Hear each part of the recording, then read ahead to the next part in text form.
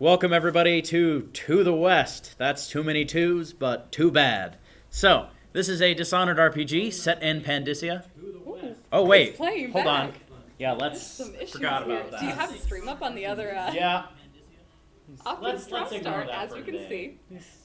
You guys know what it looks like. I will need this later though. So. We just want to watch this. So Want to watch it? Yeah, as we it's want to watch it happening. so fast we're streaming it already. I'm like, why am I hearing repeat? Oh wait. Sorry, I didn't catch what was happening. I was listening to what happened 15 seconds ago. Just wait another 15 seconds. It'll come back around. All right. Last session, bit of a curveball happened. You all arrived in Bryampton. Hooray, the gateway to the west. Unfortunately, the gate was closed on some of you all as you engaged in a heinous plot to cover up your presence, blow up a ship, and kill around, I believe, 36 completely innocent people.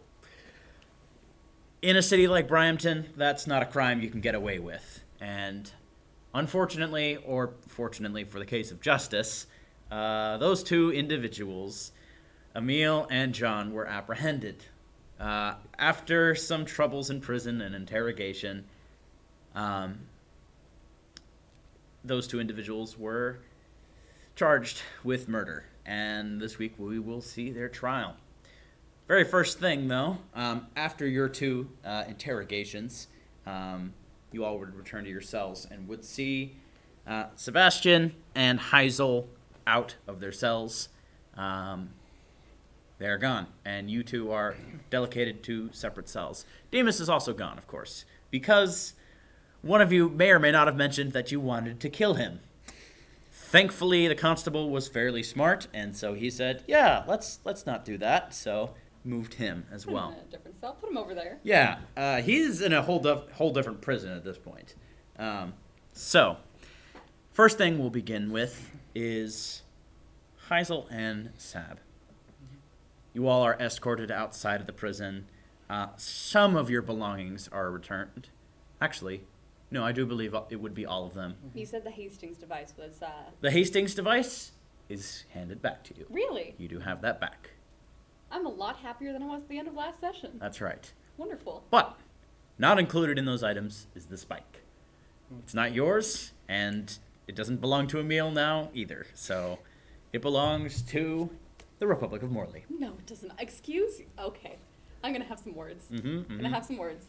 You'd probably, or else you'll die. Okay, so you all are escorted out into the night. It's been a very long day at this point.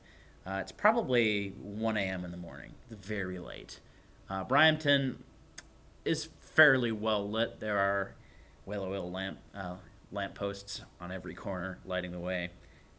And it feels...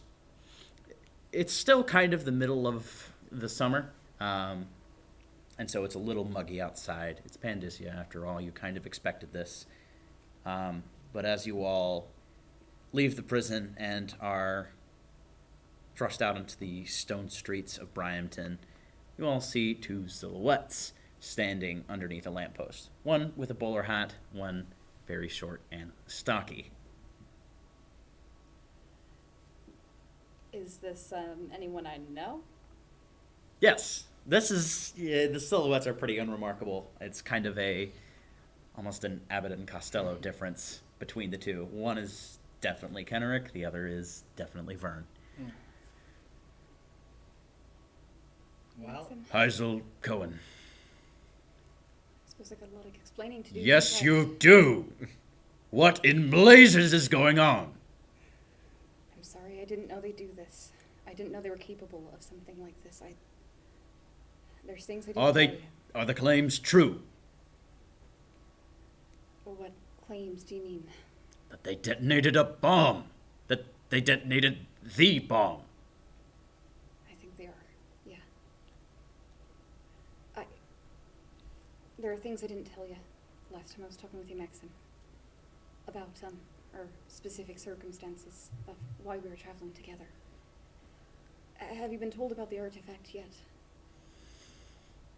Yes, I have indeed been told about that, This Blake. MacGuffin Yeah.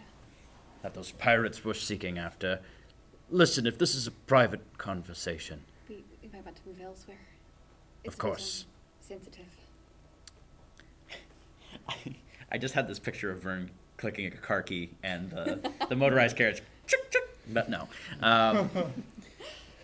But Vern will begin to lead the way, and you all do see the same motorized carriage that you all were traveling in earlier. You all will be staying with me in the manor, and you have plenty of explaining to do. I know. Vern opens the door once again. His look is a bit less welcoming as it was when you first met him. Kind of perplexed a little bit, but he still opens the door for you nonetheless. Plenty of space now that two of your party are not present. So, Yeah. motorized carriage starts up, and you all go down that familiar path. So tell me about this void artifact. The spike, yeah.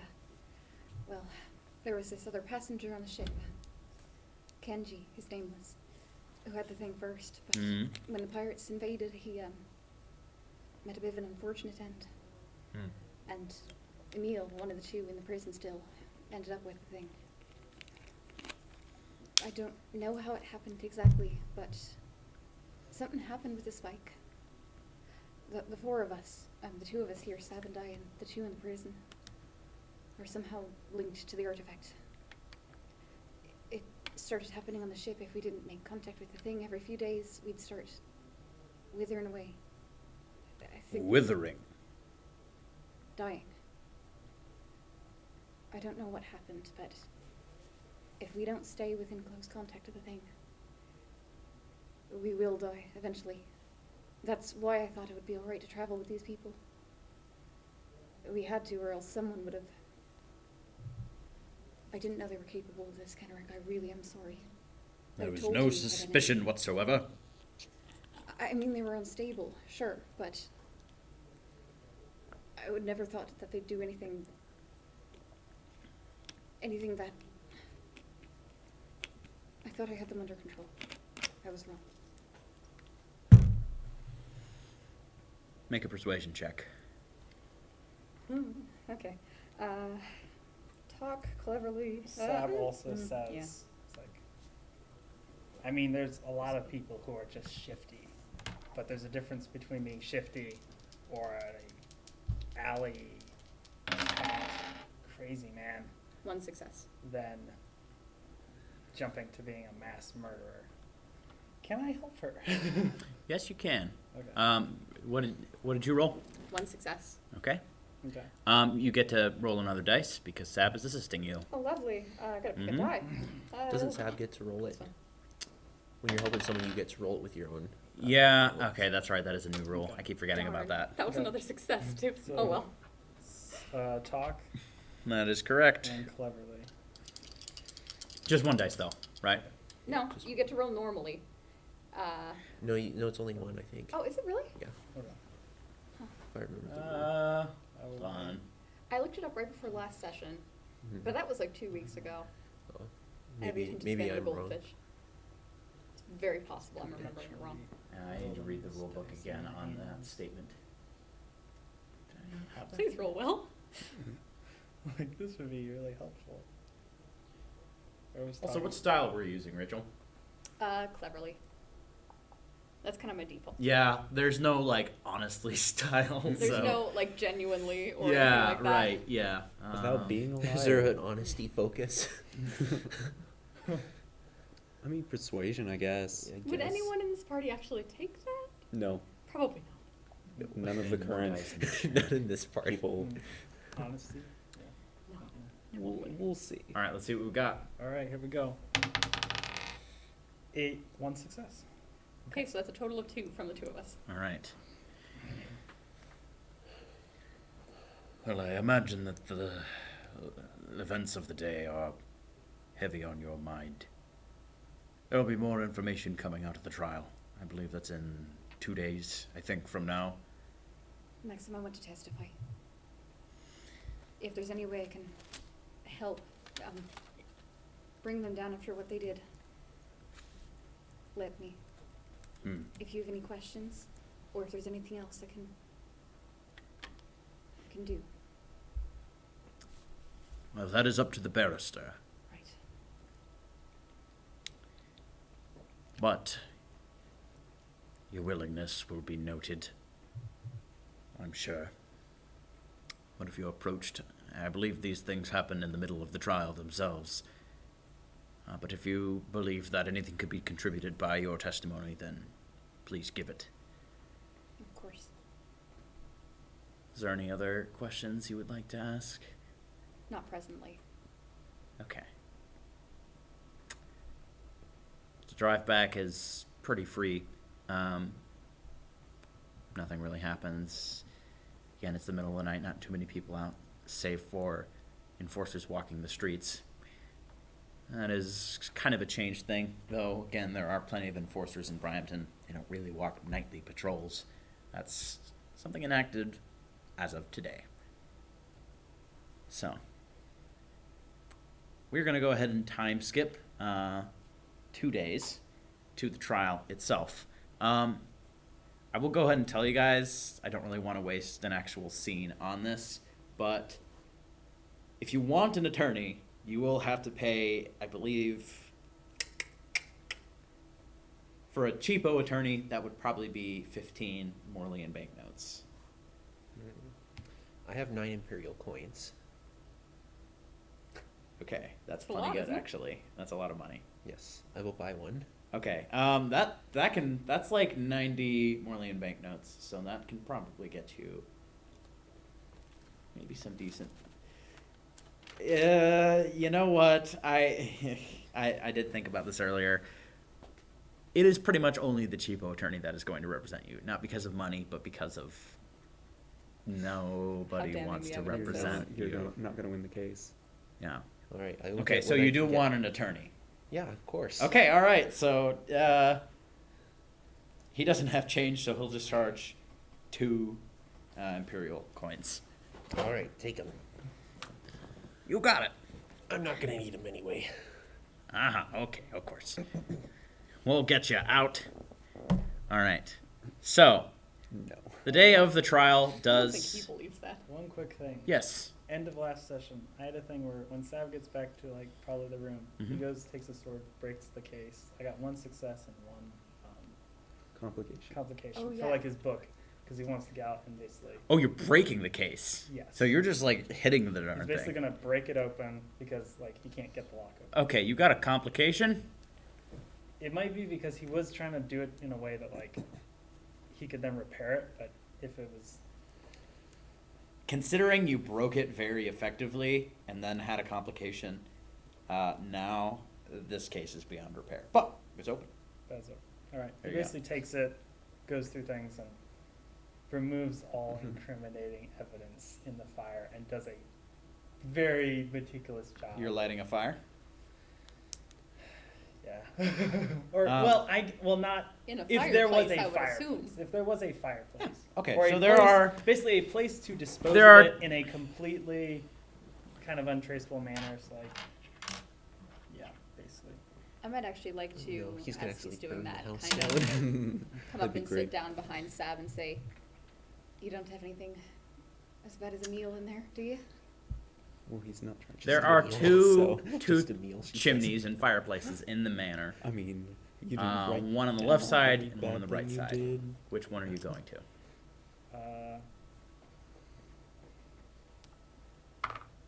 Right side. Okay. So you go over towards there, and you can see Vern sitting in a chair, smoking a pipe.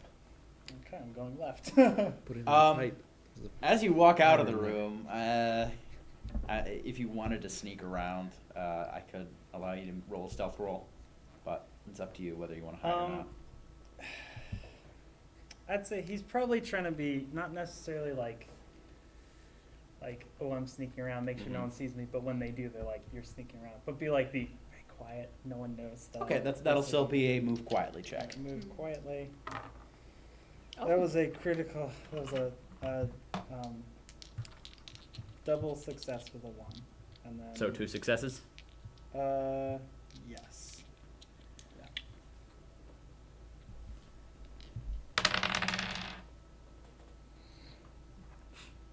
He was also trying to probably keep this from Heisel. Oh, yeah, okay. Oh my Yeah, I gosh. misread the situation. He just rolled He just rolled 3 successes. 3 6. Oh my goodness. This guy's perceptive. This guy. Well. Going somewhere, Sab? Yes, naturally. Why are you up at this hour? Well, kind of trouble sleeping and stuff. Make a deception check. Talk. You know who would have been really good at deception? Totally. John. All right. No, he's lying.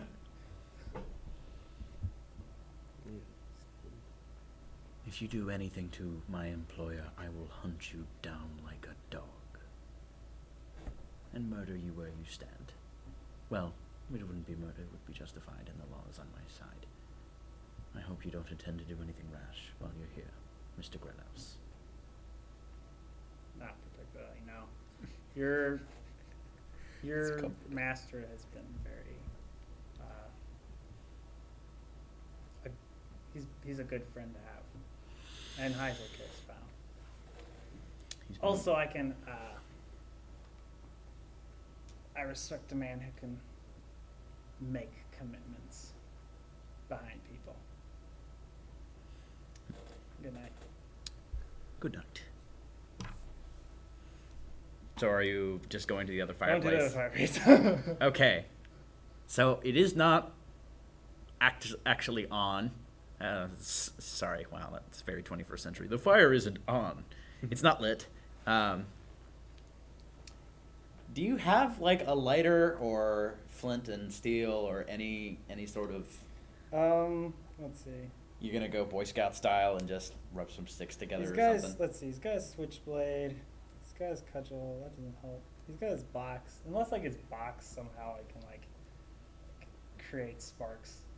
The box that you just destroyed? Yeah, which I He don't had think like. flint. I from- guess you got pieces. That's And fair. I'm So you not got some sure. kindling. Yeah. Or no, Well, is it? was It's steel. metal. It's metal. It Okay. was metal. Yeah. So you'd be trying to get sparks or something like that. Okay, make a. This is a tinker check. Yeah. Tinker to see if you actually light the fire. There is some firewood actually in the fire, so Okay. it's quite easy. Can I do this quietly? Probably not. That's a weird. Not applicable. Yeah, you could do it. You can. You're trying to be sneaky, so okay. I'll allow it. There's a complication and no successes. I just want to print it. Nice. It's not Sab's night. All I want. So, the Kenrick Manor is very, very nice. It's a very posh building with paintings on the I do walls not like that that's how and he started this mahogany wood and rugs. Very nice rugs. With some, what do you call it? Fringe on the outside of it. You're trying to shed some sparks. And you do indeed start a fire. Not in the fireplace. A very small, oh darn it, what's it called? A lick of fire. Just a little bit of fire catches immediately on one of the fringes and is spreading. What are you Okay, doing? he takes his basically switchblade. He cuts a piece out of the rug, takes that, throws it onto the fireplace. There. So he's trying to basically Gaping hole in the remove the rug. fire, dump it in there. If there is That's not something how else, it that was he's probably gonna made. try and smother it. Okay. All Probably- right. So you're taking a switchblade and cutting through I the mean- carpet. Sword or So you'd have to make a switchblade, check for whichever that. will be. Probably switchblade. Burn This the is a heck out of your this is a hand, the rug detailed. is still You on can't really. fire, and the fire that you tried to throw in the fireplace will melt before it hits. Make a check. That's how this goes. This is a tinker check as well. Come on, 2 complications. This is interacting It's gonna with get the world crazy. around you. Swiftly. Remember Yes, back swiftly. When we were on the Swiftly. ship and I was Alright. like, man, I'm not ready to get to the land. Alright, because I one think you're gonna make success. a bad impression on Okay. my friends. Yep.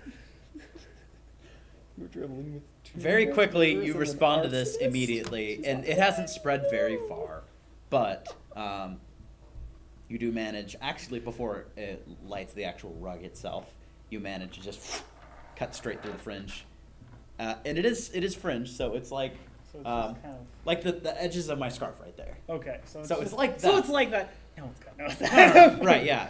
So you just It's like toss them messed quickly up into the my fireplace. fringe. I'm just imagining. This will not matter It's like, whatsoever, no. but 1 stress point of damage. Your hands burn a little bit. Yeah. So it's Thought it was not gonna actually kill you, gonna- but like gonna it might return hurt the to use rogue's your hands fringe. for some sword fighting or something like Yeah. that. Kind of burnt. Blah. So I get the. Well, hey, the fire has started though. So I get the fire started finally. So then he basically just takes the time, but just meticulously, he's going through the. Make drawers. another stealth check. Yeah. And he's probably, he's probably also keeping an eye out. 'Cause he's sneaky. Okay. Would that be move? What would that be? What? The perception?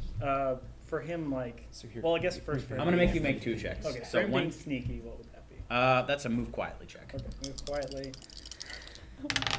Please. Okay, 1 success. Okay. Let's see. Alright, This is quite literally a dumpster fire. okay, perception. All right. Yep. Maybe just to look at this every single Study. Study. Cleverly or carefully. Yeah. They're basically. Probably carefully. Alright. that's better. Doubles, or a 1, so a, 2 successes. Okay. All right. So you're keeping an eye out, and you're trying to do this stealthily, very slowly ripping through the pages to make sure you don't make too much noise. You're keeping an ear out, and you can actually hear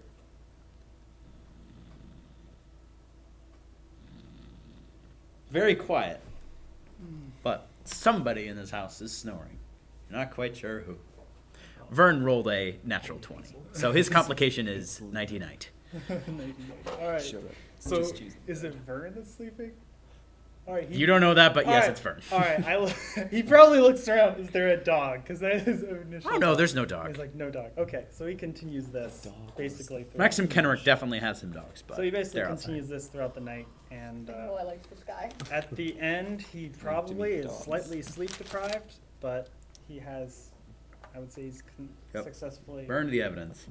burned the Make one more tinker check. I'm not going to tell you And he's quite. probably also like checking, the, like, you know, he did a thorough job. He's being Okay, then never mind. as top as he can. Yeah, you're making sure that there are none. No pieces or anything. You're not like Watergate Watergate scandal, the FBI getting rid of documents as fast as they possibly can. You're Yeah, he's taking things he's slowly. making sure. I will roll for. Okay. You don't have to. Oh Roll, my. No, you don't have to make a check. That was a Okay. check to see how thorough you were, but because I- you're spending time Okay. to be thorough. But I was You're gonna good. say that I was gonna roll one, and if there was a complication, there would be maybe a slight piece, and let's say Heisel comes down. So Okay, I all right. I mean, if you want to intentionally you fail roll- that, I'm fine with finding you out. I did roll not two intentionally fail that. complications. I just rolled. So Oh, it's only one complication. I will say, yeah. So, pick a number between 1 and 2. 2. We'll go with 2. Okay. The more recent of his crimes. More recent crime. What else? Or not crime, but some. Let's see. We don't know that Maybe it's a some crime. amount of information. If all of you are Okay, having a lot of time, I'll be sad. I'll be sad. Okay. Not because you did it, but because you can't be bothered to get away with it in a manner that is expedient to my well-being. So, Heisel's like. so I guess It's just Heisel is. You so- rolled a complication? Yes, basically, I did the thing of doing that so Heisel can find it, basically. Okay. That's I mean, it's up to you whether you just actually look at the fireplace and look for any documents or anything like that. Did So. you think, I wonder where Sav is? And then like, Well, I think Heisel's probably also having some trouble sleeping. So if we want to kind of, You might have heard him Deus go Ex downstairs. You might have into- heard muffled conversations between Yeah. him and Vern. all right, so and you I'm a probably little go, suspicious at this probably point go of down. everyone. He probably leaves. He probably falls, and then he probably comes. You hear him probably coming back, and you just kind of get away from like there. He leaves, goes back to his room. You probably go to the other fireplace. Do I notice the fringe? Yes. No perception check required. You see this immaculate rug with just a chunk out of it. Oh, can I? Doesn't seem like Mexican style. Harold, don't you know I'm a big fan of avant-garde rugs? No. Something on maybe there's like a chair. It's right in front of the fireplace. Okay, never If you're mind. putting a chair in front of it, that's a greater atrocity. Okay. Here's a wooden chair to put right in front of the fireplace. As you notice. Do I notice the conspicuous scrap of paper? Yeah, you didn't bother putting out the fire, so there's a fire still actually on. So, yeah, you can see one page somewhat near the threshold of the fireplace itself that seemingly fell out. I'm a curious soul. I'll grab it. Make a tinker check. A tinker check. Oh, oh. It's right next to an active fire. Can I do so cleverly to avoid getting burned? Yeah. Nice.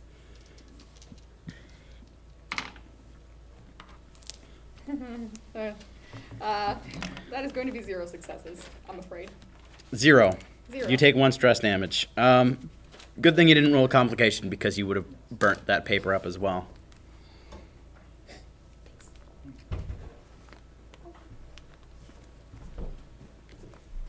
But I do get the paper. Mm-hmm. Epic. Happy day. I will leave that obviously up to you, whatever you want to be on that paper. But excited about this.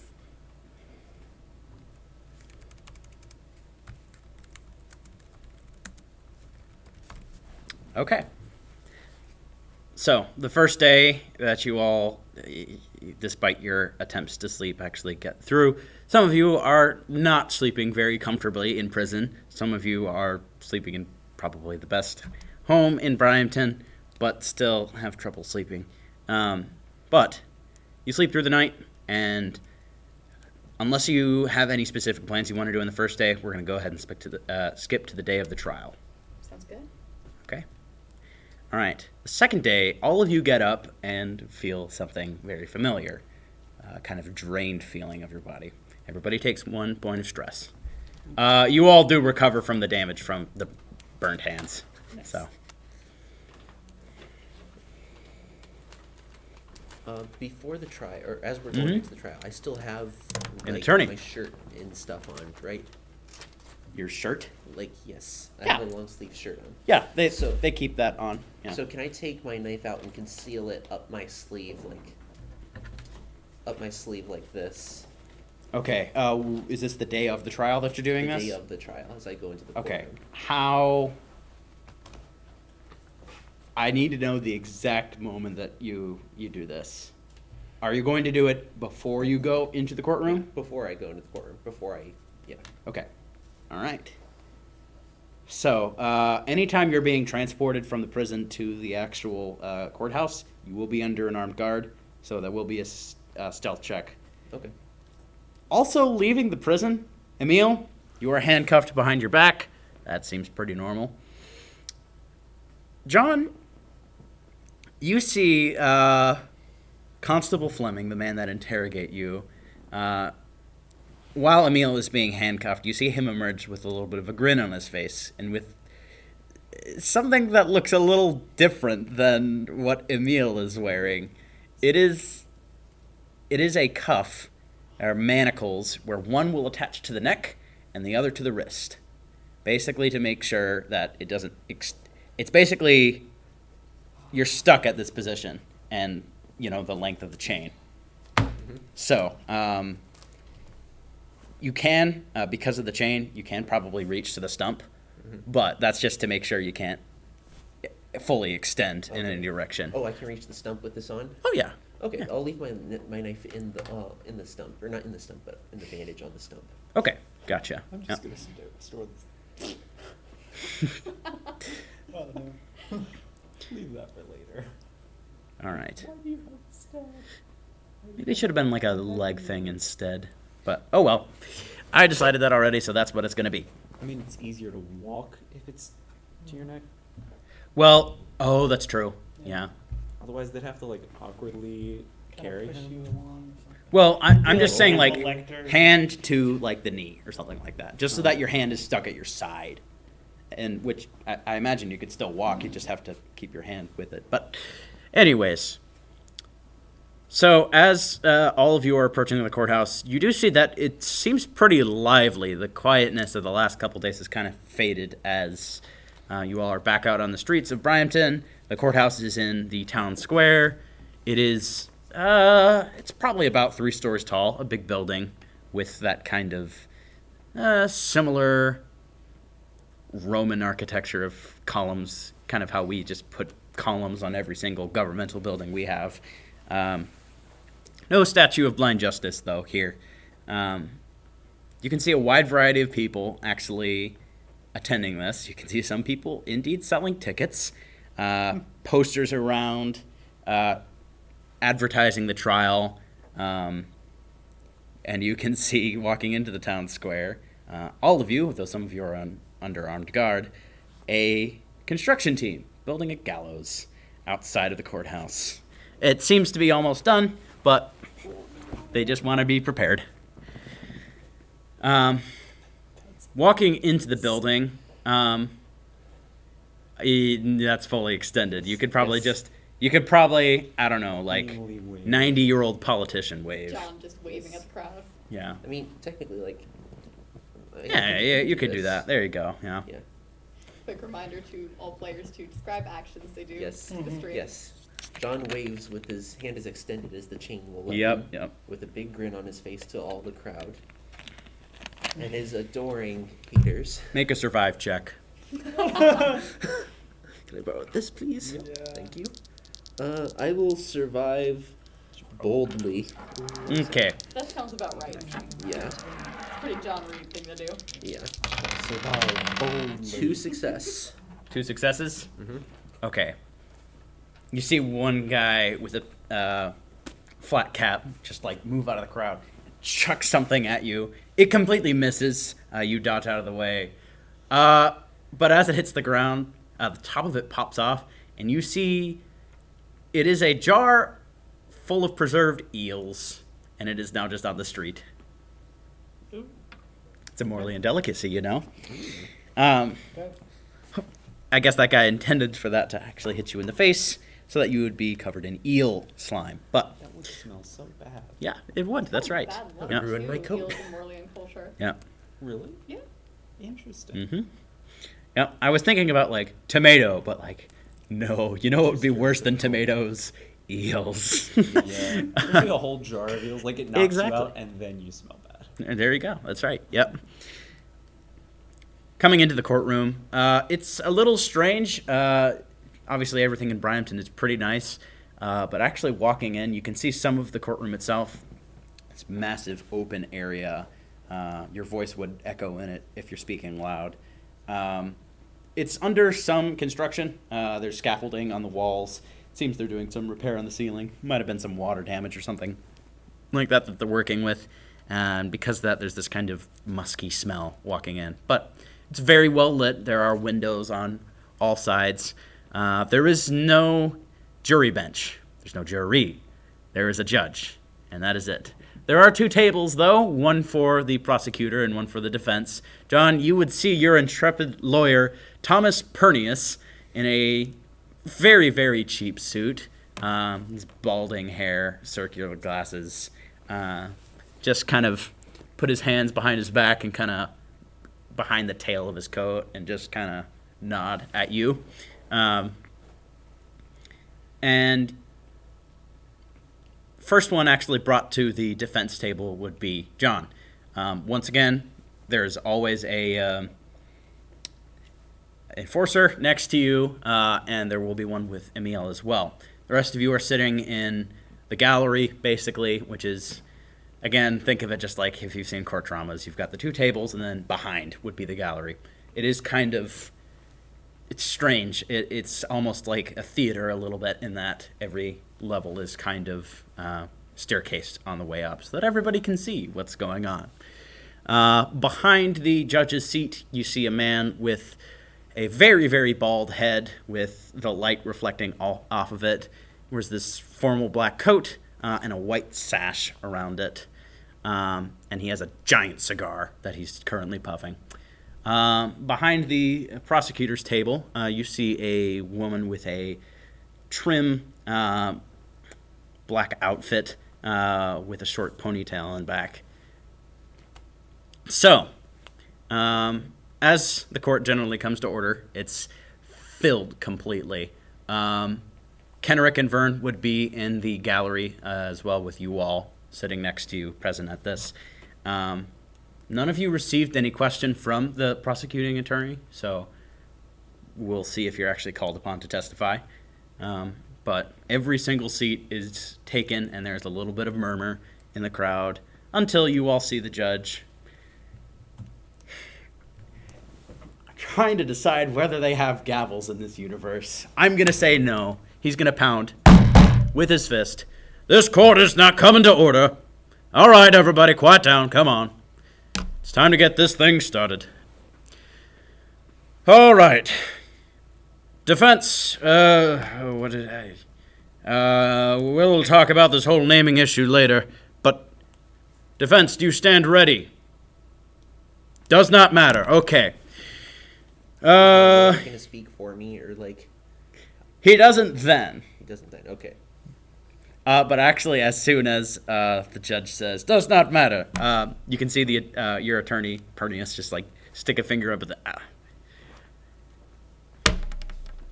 All right, barrister, I believe the case is yours.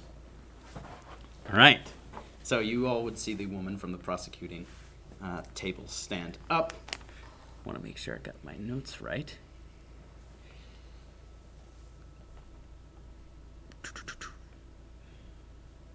There are about 10 enforcers present in this room. Most are just armed with pistols, but you can see a couple with shotguns as well. Just to discourage anything crazy going on. Shenaniganery, Shenaniganery. Yeah, that's right. to use the professional academic term. So, the barrister would stand up and start pacing around the room. I wish I could do that, but unfortunately, microphones and whatnot. For the sake of the court, would you please state your name? John Reed. Please state your actual name. Oh, yes, I forgot. It's been a while since I've gone by that one. Jared Valentine. Okay, Jared Valentine. Are you even pleading innocent here? I've read the interrogation. Oh, no. I proudly accept whatever consequences that I have coming to me. I really enjoyed what I did, and I am proud of it. You can see your attorney next to you jabs you in the arm. Just like, wait, you don't want to get off of this? No, you're just for show. No. I know I'm not getting off of this, and I know you can't do anything about this. Well, I mean, I've killed people that looked better than you.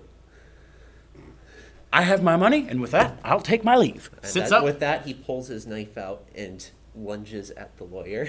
Okay, make a stealth check. A stealth check? Yeah. Okay. To do this without. Okay. There's a purpose for this. This Okay, man is a maniac. So I guess that would that be become a fight thing. quietly? This first one will be a move quiet. All right. Move Yeah. quietly. Would my knife skill come in handy at all? Mhm. All right. Certainly. That is 2 failures. Crap. Okay. So here's the thing. The reason I made you make a stealth check is because you're still going to make an attack roll. You're going to grab that knife no matter what, but the question is, are you going to be able to do it without people noticing? You're not. Oh no, I didn't. I'm making an example of him. That's why I wanted him. Okay, the reason being is Example that of it? you're not going to attack first. Okay. So, as soon as you reach, something shiny is pulled out of the bandage. There's one person.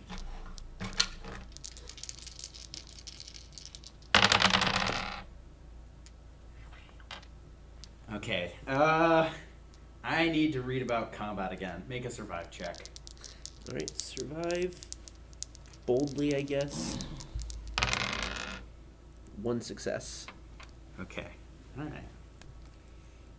As soon as you draw something shiny forth from the actual, from your bandages, you all would see this woman with short cut black hair stand up in the gallery and just draw a pistol and just shoot him immediately. It's one of the fastest things you've ever seen.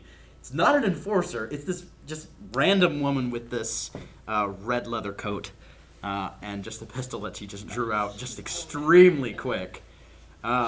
You take 2 points of stress damage. Okay, perfect. Okay. So you're still alive though, right? Yes, I am. Okay. You get a chance to attack. All right, I'm going to fight boldly with my knife skills. Okay, this is as bold as you're ever going to get. Yes, that is 1 success and 1 critical success. Oh. Okay. All right.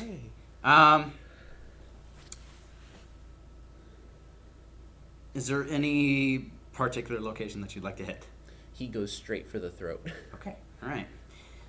You hit it. And your Thomas Pernius, who is just about to leave, is cut in the throat.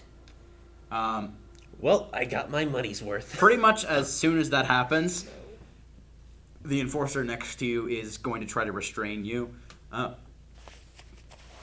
But are you going to try and resist that whatsoever? Yeah, I have a few more words to say before he kills me. All right. He's just trying to restrain you, to be fair. Yeah, He's- well, if I he has a resist- gun. He could have just, but If he's I keep not. resisting, I assume it's going to escalate till I die. And so I want to get a few last words in before I'm hung. Okay. All right. So make a. I guess this is a fight check. Yeah. Fight check. That's what he's Is he guilty of murder? Yeah. Fight check. You can do boldly. No knife skill here. This is no strength. That is 1 critical success.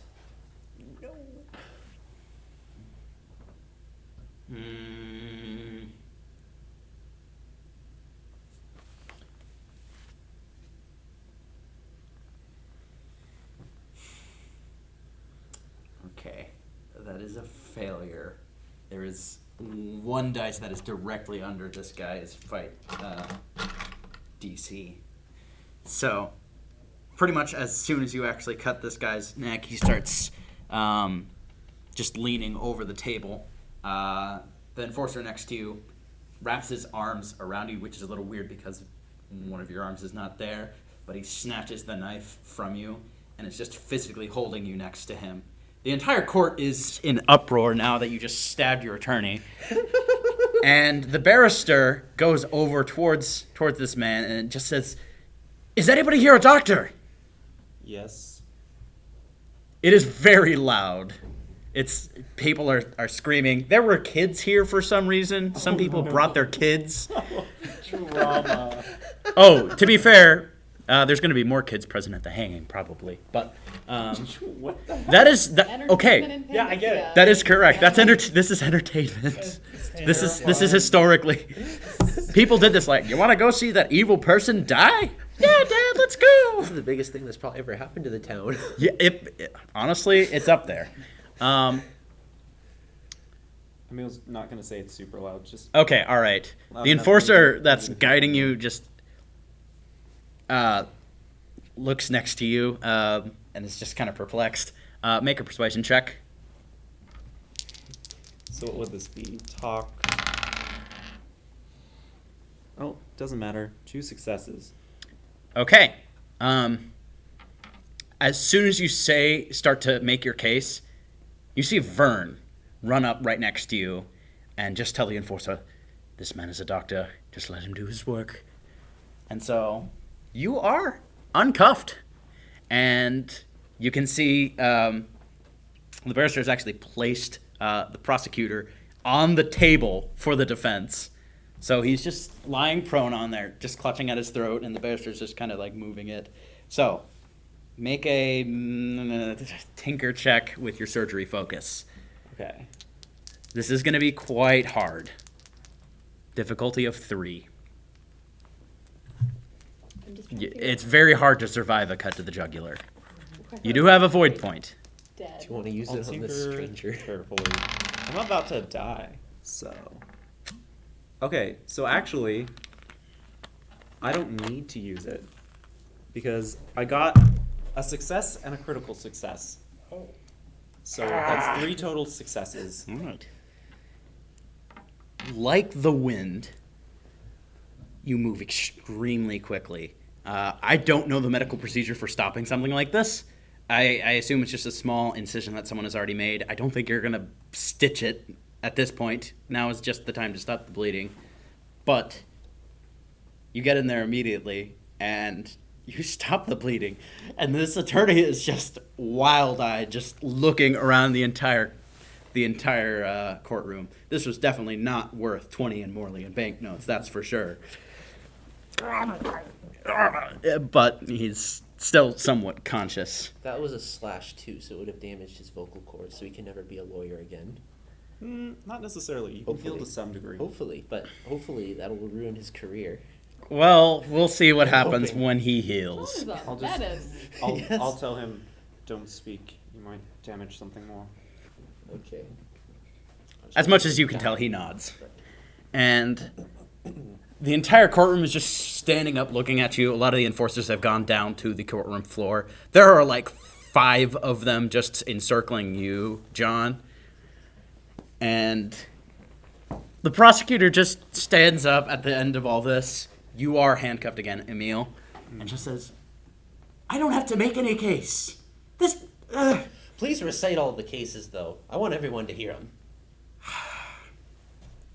Well, for the sake of advocating for the most brutal kind of death the state can actually give, first off, we have something from the interrogation, and you see this this harried-looking page just like come out of one of the side doors.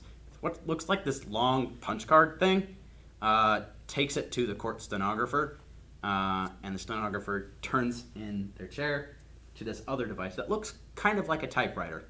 They put the punch card in, and you all would hear something. Those of you that are aware with engineering and whatnot would know that this is called a... Dang it, why am I forgetting the name of this thing? I know what you're talking about. Yeah, I it's know like an it's exactly what audio... it is. Yeah, it's like their little audio thing. Yeah, it is... I have failed my Dishonored knowledge. Audiograph. Audiograph, there it is. Those are so cool. They are, yep. And you all would hear this. I'm gonna go down. I might as well go down in a ball of fire. I am Jared Valentine. Or maybe you heard me. Maybe you didn't. I don't know. I'll tell you what I did. Everything? No. Only the good stuff. Okay. See, I'm the head of the Green Band. I don't know if you've heard of them. It's an offshoot of a Desire cult that I led.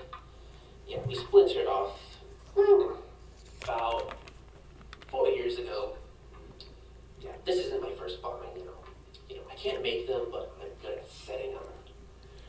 And, let's see, there were 7 bombings. Dunwall, pretty much all, little areas around that. You want to know why I did it? That's a good question. I don't really know. All I know is that every time people like you come to a new place, like Pandacia, and you try to set up a new place, a new civilization, you try to bring order and chaos to, you try to take out the chaos, alright? That's something that the outsider was very careful to keep in check. Keep things interesting every now and then, keep it from getting too normal and boring. So, it falls to people like me and Emil to keep things spicy and rolling, So, every time a bomb goes off, people, they kind of flip out, they go crazy, and, like you saw here today, there was nothing worthy about that, I can assure you, and I am very proud of it. And suddenly this machine would stop as the audio message comes to an end.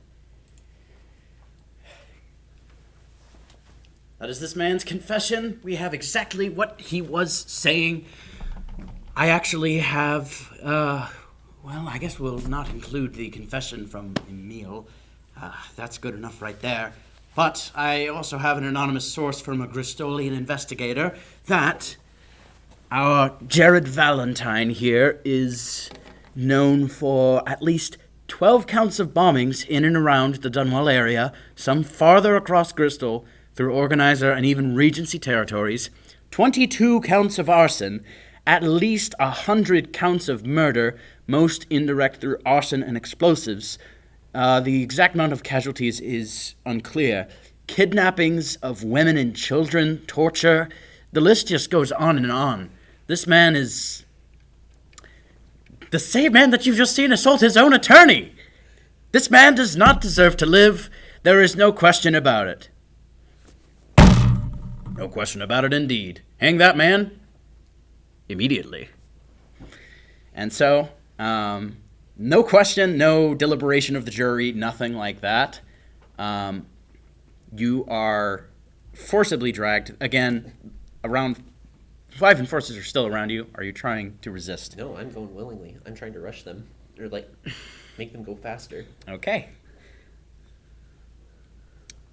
Emil, as this entire scene returns once to chaos, your entire vision loses color and everything slows down to a halt. You are there as all the noise and movement just stops. And you just see this gray scene in front of you. And as you can see, Jared Valentine, probably grinning, I'd imagine, with his multiple enforcers surrounding him. You're looking towards the front of the courtroom, and you can see one individual there standing in front of the judge's bench, in color, unlike everything else that you see, just stroking her hand across it.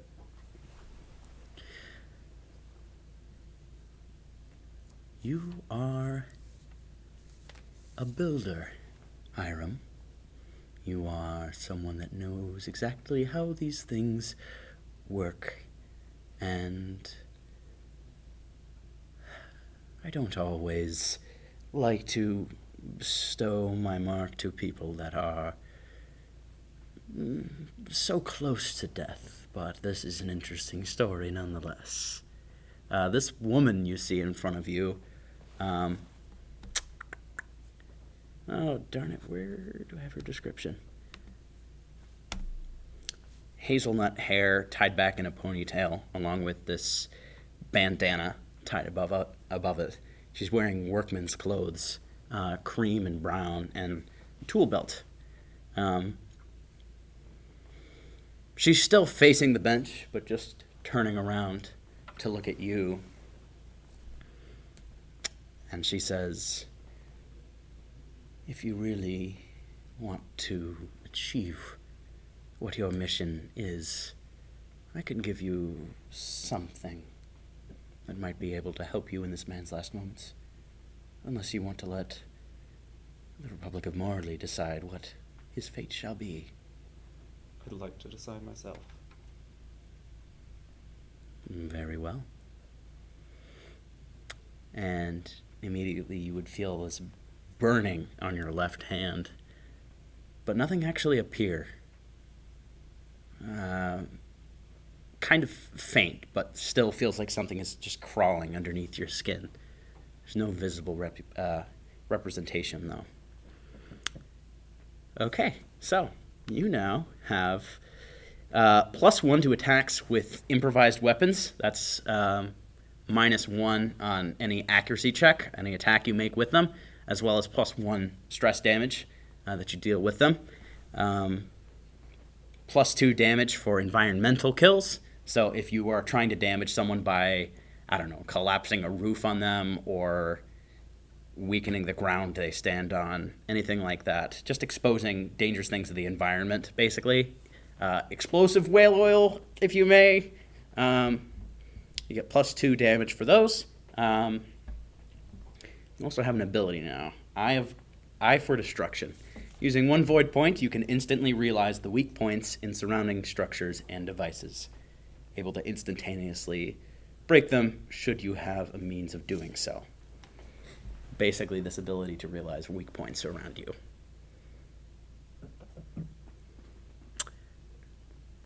You see this figure before you smile, and this scene resumes in volume, speed, and in color.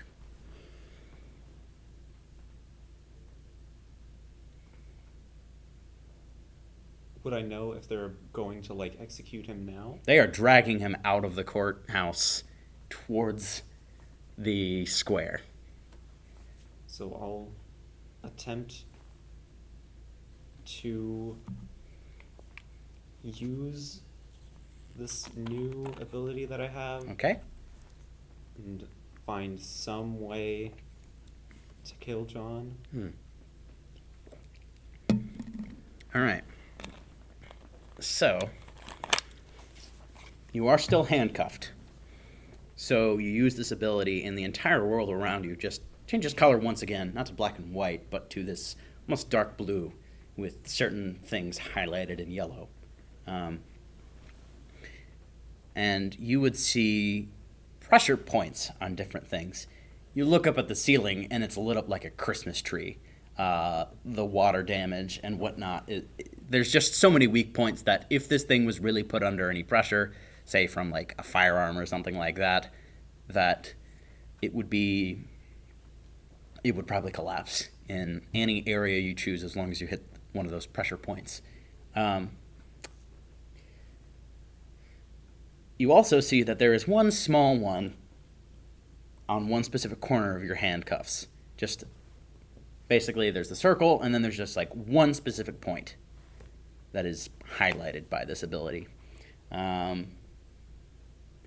This is just for realizing weak points, so you can just see basically that the ceiling is very prone to collapse in very specific locations. It's not going to be like hit one pressure point and the whole thing comes crashing down. No, you're not going to pull a Samson.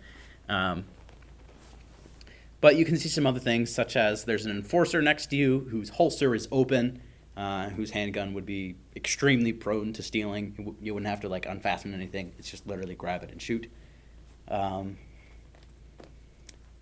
there would be some small things like door hinges or legs of chairs that would be prone to destruction, basically. So that's about all you see.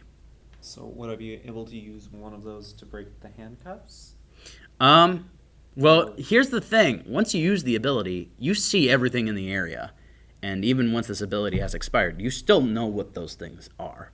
So, you can use an action to break out of the handcuffs. Almost like butter, you apply your hand in that one position and just they slip off. I will have you make a stealth check, though. So that's Move quietly. Quietly. Or cleverly, if you want to. I want to. Okay.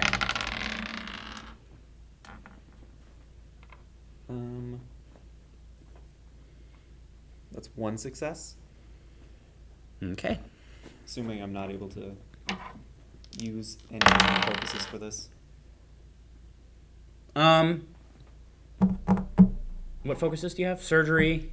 Engineering, surgery, medicine, and firearms. You can apply an engineering focus. Okay. That turns the other one to a success as well. Okay. All right.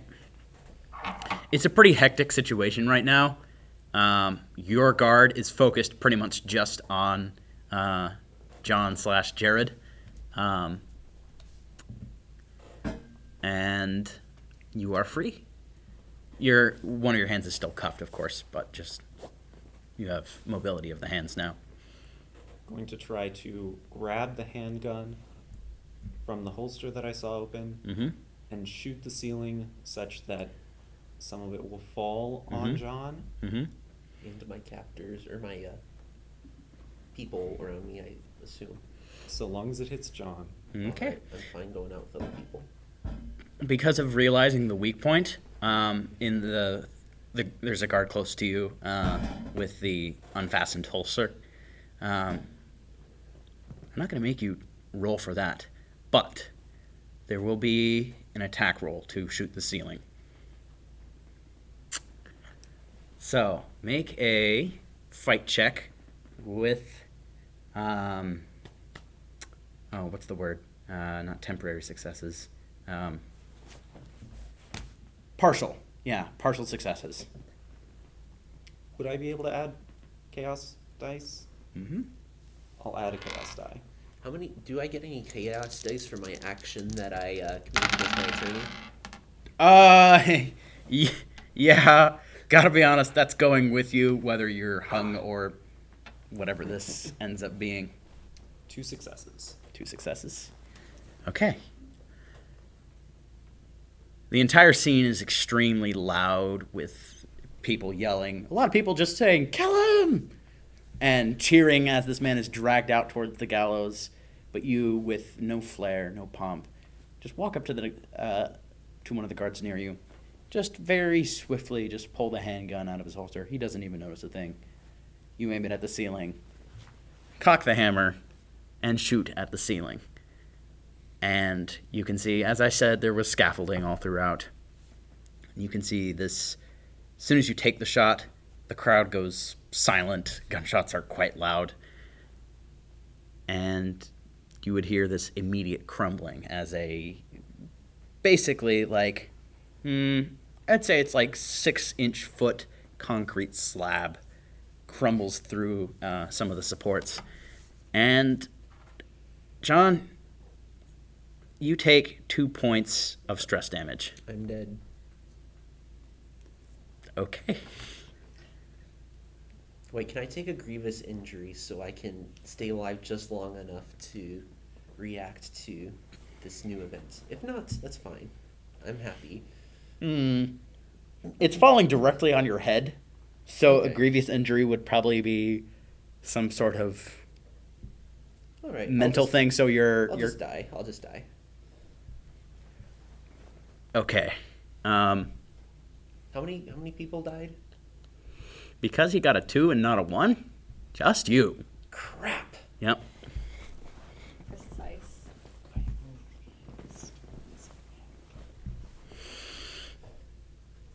This has been one very special day in court. For the people that bought tickets, wow, this has been great. Those This has tickets been- were underpriced. It doesn't They were. matter what That's the price right. was. Those This tickets is were underpriced. this is going down in the history books. This barrister is going to be bragging about this court case for Some years law to come. student- some law student, hundreds of years later. Why is this even? Whoa! They did what? What the heck? Just reading their textbook at like 12 a.m. and like nodding off, and then they get to this case and it's like, Ceiling. oh He my killed his own God. attorney? What? And that is why the ceilings in Right. courtrooms are now built to withstand not only gunshots but large bombs. Man, I wish we had to study stuff like this in con law. Yeah, there you go. Oh man. I will say, because this is actually one of my own policies that I've implemented. You aren't going to be taking a grievous injury, but if you have any last words, you may. You are bleeding out and are going to die in like 15 seconds, probably. So, Nice shot. and there we go. That is the last things that come out of the words of Jared Valentine. Josh, I will say Turned over. I'm turning over a new leaf. the name never emerged or anything, but you don't quite know why exactly Emil took that shot right there. Okay.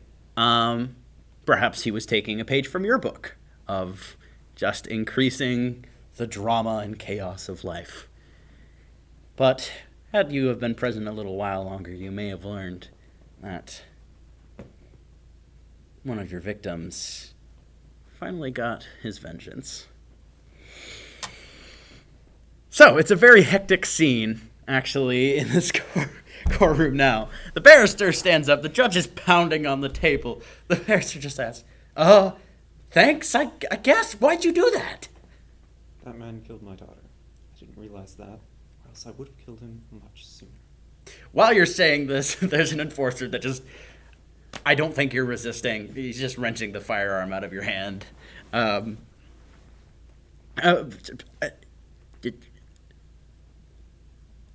you didn't know? Excuse me? He killed your daughter? I'd never seen him before. How'd you know it was him? Just a lucky guess, I guess. Then how do you know it's him? Doesn't matter. Oh, right, I guess. This is a very strange thing. Josh, I apologize for the death of your character. I hope it was an interesting one, at least. No, it was much better than I was expecting. Okay, good to hear.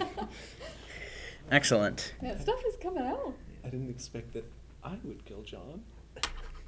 Honestly, me neither, I'm but happy about it. you rolled quite well. Hey, I think it's much better than if I'd been hung. I think that would have been a pretty lame death. You wanted to go out with a bang. Yeah. Like, there were so many. There's so many bangs. The only thing that could have made it better if you didn't succeed on such a good role at saving my lawyer, compared to when you tried to save my arm or save my back. Oh, man. Like working on John. Oops, critical failure. Work on this Thanks for guy just that's biased bleeding against from the John Reed. throat. That's Oh, fair. is he? Maybe life was deciding, hey, you don't need to help this person. Maybe he needs an infection. Maybe you want him dead. Turns out, yes. There you go. I don't know if this will come out in the trial, so Josh, I'm going to tell you one quick thing that they do not know. I know. I want to know. It's weird that their backstories have been tied together. I'm excited to learn more about that. If we get to learn more about that. Yep. We'll That was the see. plan for a I long don't know how time. the I'm trial's glad it gonna came go. out, though. All right. I did not expect that kind of resolution tonight. Yeah. Okay, well, I suppose that we're going to be moving on to the case of the man who just shot my ceiling. Emil, would you mind stating your name for the court record, please? Hiram Bancroft. Oh, well, that's new. All right. How do you plead? Guilty. Okay, this should go quite swiftly then. The barrister is going to stand up, and I think I'm going to speed a little bit through her case because this is a collaborative event, and I don't want to be narrating for the next 5 minutes. Basically, she would go through an examination of you, but because of the fact that you say you're guilty, I will ask, is Emil going to say, I did not intend to kill everyone on the ship? He's gonna say I didn't intend to kill the people on the docks. Okay, but the ship, yes. Okay. All right. Constable Fleming, the man that interrogated both of you, testifies pretty basic stuff. Surprisingly, Vern actually testifies and talks about the fact that you were caught while performing surgeries on, or first aid on individuals on the dock, kind of to prove that, hey, he didn't want to hurt those people. I would like you to roll a persuasion check. If you want to go through this, we can make it more dramatic if that's what you want. But if you don't like the idea of just rolling this immediately, please let me know. 2 failures. Yeah. Okay, all right. At the end of her long oration and case, the barrister finishes with, and I believe that this man should be sentenced to death, regardless of what goods he's done the public. He's admitted to killing 27 sailors, innocent sailors, and as such should be killed. And the judge says, I concur. All right, take this man out. And kind of unlike the way that Jared Valentine went, there's just one guard with you, just guiding you out. Some of the other enforcers are fairly close, but not like surrounding you, swarming you like they were with John. Are you resisting at all? Not really, but I will Are Sab and Heisel present? They are in the the gallery, courtroom? and I did remember there was one other thing that I did want to say. The judge will say, "Are there any individuals that wish to testify to this man's innocence for his own case?" Sab raises a hand. All right, say anything or lose your peace. I will say that this man, John Reed, seems to be a master of a group, and thusly was adept at persuasion and backhandedness. Hmm? So I would say that taking into his effect upon and working with, and perhaps even molding of Emil for this task Mm-hmm. could have been a part of the case. Well, persuaded or deceived or not, it was very clear to me to the fact that Hiram Bancroft was convinced of John's own intentions of blowing up the ship. He knowingly gave this man a bomb, and he knew where he was going to plant it. All right. I've made my decision, and my decision will stand. Good day. And a lot of the crowd is moving out to witness the execution. Are you all going to witness it? Oh, wait, no. First things first, if you wanted to talk to Heisel and Sab, I'll go ahead and say they are kind of lining the way that you're taking. While some enforcers are basically keeping the populace from killing you early or anything like that, lining the way, you can see Sab and Heisel kind of behind some of them. We've got probably a minute. They are kind of shoving you along, but you do have an opportunity to say anything that you'd like to. And I did have an opportunity before the trial to write down the things. Yes, that is correct. Yep. Try to get them to give you the things that I had on me. I've written a few things. Some of them are kind of irrelevant now, but that's fine. Some of it may be helpful to you later. Take what you will. Goodbye, Emil. The way to Goodbye. take you. Sure it will.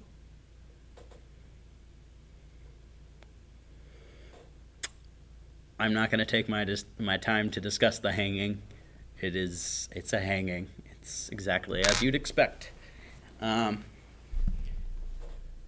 Both Maxim and Vern are leaving the courtroom to watch it along with most every other person. Are you two going to watch it? Again, I'm not going to describe it, but I'm just wondering if you all will be present for it. Sab does go. He tries to go somewhere where Emil would be able to see him, and he just kind of. He's not like, yeah. He's kind of. Yeah. He's trying to be Someone before him, present, at least. basically. Yeah. Guess we'll probably stand with Vern and Kenrick. Mm-hmm. Maybe not watching, but present. All right. I'm afraid it is time for you two to put away your character sheets and possibly take out your new ones. Both are indeed dead, claimed by the void. Hooray, he's dead. Josh is just smiling. He's just, yeah, John. I hope you all had fun with that conclusion of them. Oh, that was, yeah, wow. It's raised some So that questions, was- that's for sure. Oh, yeah. Cool. Well, Mm-hmm. New character sheets. All right, so as the festivities die down, as much as you can say that, people go back to their homes. The gallows are almost immediately disassembled. Very, very rare that they have executions here, and this was a big event. But people go back to their homes. I keep wanting to call him Hiram, but I know that's your name. Maxim Kenrick. The inventor of the machine gun's name is Hiram Maxim. So Maxim continues.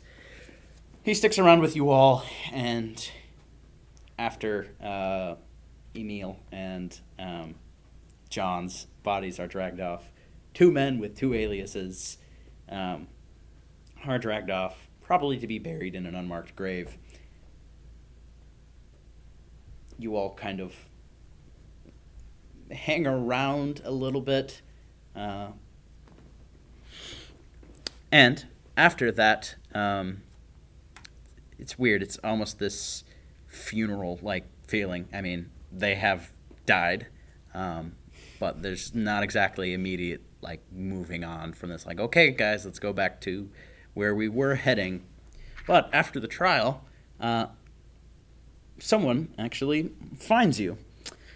Levi, would you care to describe your next character? So, Anton is in his mid-20s. He's 25, but you may not know that yet. I don't know. He is wearing, like, a shirt and suspenders with, like, trousers. And he has a bag that's kind of a patchwork bag, like that. There's one in the room for the people in the stream. And he has, like, maybe slightly past shoulder length hair, and I think that's the gist of it. You all can see this figure approach Heisel specifically. Is that, Mr. Blackburn? Well, I heard you'd come to Compendicia. Didn't know you were here. yeah, I've been here for a little while now. It's nice to see you again. Good to see you too. Bit of dreadful business here, huh? Oh, yeah. Sure was exciting, though. I mean, not to say that I like watching people get murdered, but it was quite the thing to experience. That's one way to put it. What have you been doing? Well, the same, I suppose, more or less. The painting. Yeah. Come up with Sketching, anything- traveling around a little bit. Anything particularly good recently? Well, I don't know. I hope it's all good. I'm sure it is. So, what brought you to Briampton? You did? I did. Yeah, I heard you were coming. Oh, from you, Kyle? Yeah. Heard Did about you? it. Showed up here looking for you. Didn't expect it to be under such strange circumstances, though. You didn't seem like the sort of person who'd hang out with a bunch of murderers, but Yeah. guess everyone has some lapses in judgment now and then. Bit of a long story. That's one. Did you want to do business? Well, yes. I suppose we can talk about that a bit later, maybe. Yeah, now might not be the time. I'm staying with Maxim for now. So if you'd want to, Good to meet you. I am Maxim Kenrick. Well, hello, Maxim. How do you do? I'm doing pretty well. How do you do?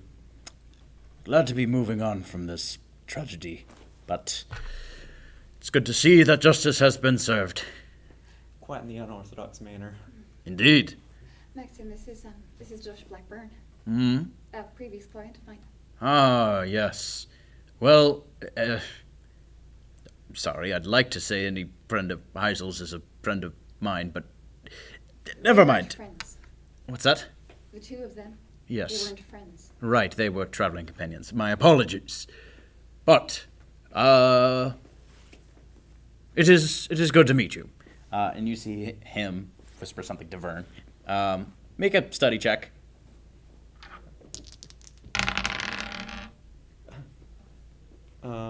Two successes and one of them, actually 3 successes. One of them is a critical success. Okay, all right. You definitely hear the words, investigate him, to Vern. And Vern just nods and walks away. If you want to investigate me, that's fine. Vern turns around just in his step, obviously, people tied to the Lady Arca Cohen here we value her security, so we want to make sure anyone near her is not of the same caliber as the deceased. Oh, of course. I'd hate for anyone to hurt Hazel as well. So whatever you need to do to keep her safe. Okay, all right. And you just see him walk off. All right. Well, I imagine you all are quite tense from the day. So I suggest that you all stay at my manor for one more day, and perhaps we can arrange your continued passage to Sunline after this. I'd appreciate it, Maxim. Thank you. I imagine you all would prefer to leave Brighton as soon as possible. It probably doesn't have the best memories from now on, but Your hospitality's been kind, but there's more to be done. of course. Seb turns to Heisel. And he's probably in front of the guy too. So Mhm. not just saying to him, like, if it's all right, if it's all right, I'm gonna go see where they bury them. That's fine. Okay. Maxim, I do hate to impose any more than we already have. No, But- I can go by myself. No, I know. This is... So, I hate to impose any more than we already have, but the spike, the void spike, Right, Do the you know- void artifact. what they're doing with it.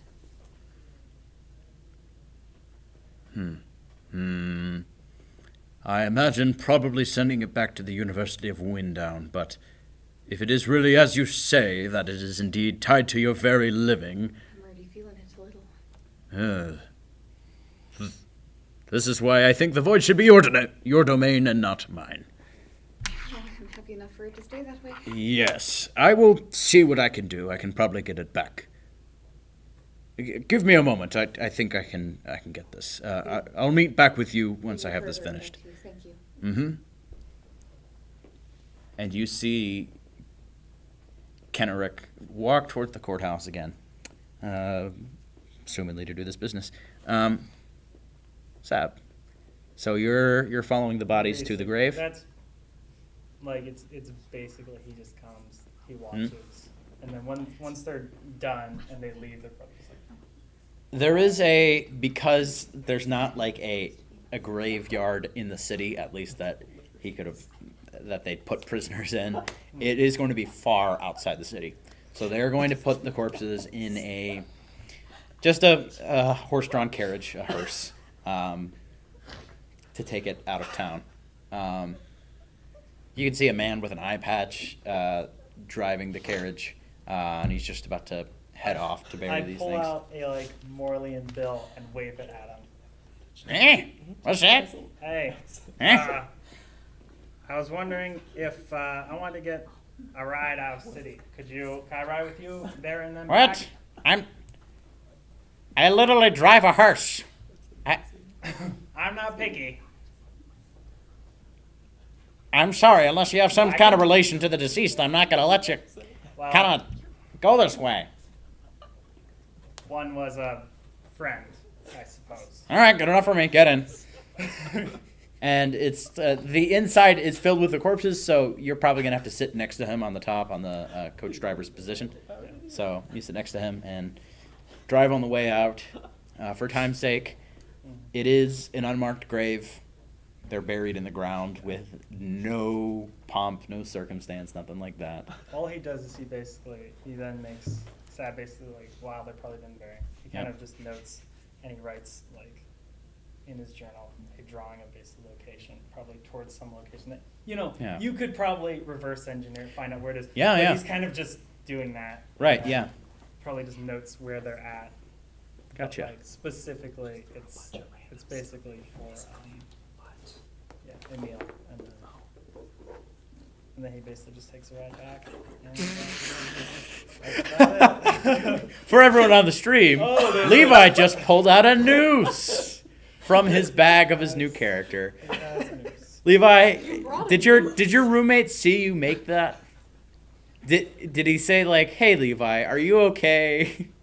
No questions asked Are you whatsoever. okay, Levi? Yeah, I'm fine. Okay, good. If- That's way No, too tight let to us fit know. around his neck, anyways. I think so. All I mean, good. it loosens. Oh darn it! It's a noose. Please do not use that in. Is this for like Emil cosplay? Oh, okay. Wow, that's That'd be dedication to my character there. There you go, I mean, folks. It's like a necktie, but just worse. Oh my word. Sorry, forgot that was in there. What has been Anyway. different than I expected? Yes, Sab, you do draw the location of the graves pretty accurately. You'd probably be able to find it. There are some monuments that you could probably point out. There's a cottage in the foreground. You're behind. The Brighton is behind you. It's just a little bit off of one of the roads that go out of the city. And you've got that location marked down. Is there anything else you'd like to do while there? He basically just kind of sits around and watches stuff until they. Rachel? No. No, don't worry. They're messing around. All right. Then he just goes back basically, and then probably just heads back to the manor. The hearse driver will drive you back. Did he have to pay for that? It was just like, sure, whatever. I'll take Yeah. the company. If you're related to the deceased, you can ride on the hearse. Yeah, that's okay. Yeah. All right. Well, Heisel and Anton are waiting in the city square. There is an individual that approaches you. You all would recognize her as the individual who first shot John, the one that stood up in the gallery. You can see a silver-plated pistol in her holster, and that familiar, I believe I said, red leather jacket. Excuse me if this isn't any sort of intrusion, but I know you were one of the members of the guests on the Maples Cruel, right? Yeah, that's right. Do you know a young man named Kenji? I did, yes. We met him briefly at the beginning of the voyage. I was hoping the trial would have some information on him. Do you know what happened to him? I'm afraid I do. Are you a friend of Kenji's? Yes. This woman kind of appears to be in her late 30s. He was something of an apprentice. I'm very sorry, but we were attacked by pirates on the way. They were looking for something of Kenji's. When they didn't find it, they It's okay. he's in the void now. Did they find the thing that they were looking for? They didn't. They left without it. I hate to ask. I would have preferred actually asking the crew for this sort of thing. But do you know what happened to his things? Aside from the spike, do I? I think they Did it just blow? Yes. He was buried, actually, at sea. Oh, There yes. was a ceremony. And all of his stuff with him, I would say. That is correct. They gave him a proper burial at sea. That much you should be happy about at least. And that was all of his things as well? Everything except, I'd assume, what the pirates are looking for. I didn't see anything of that variety. The pirates got it? Just from what I gather. Make a deception check. Well, the pirates didn't get it.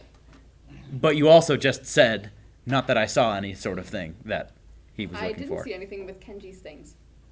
There was no void artifact on that boat with him.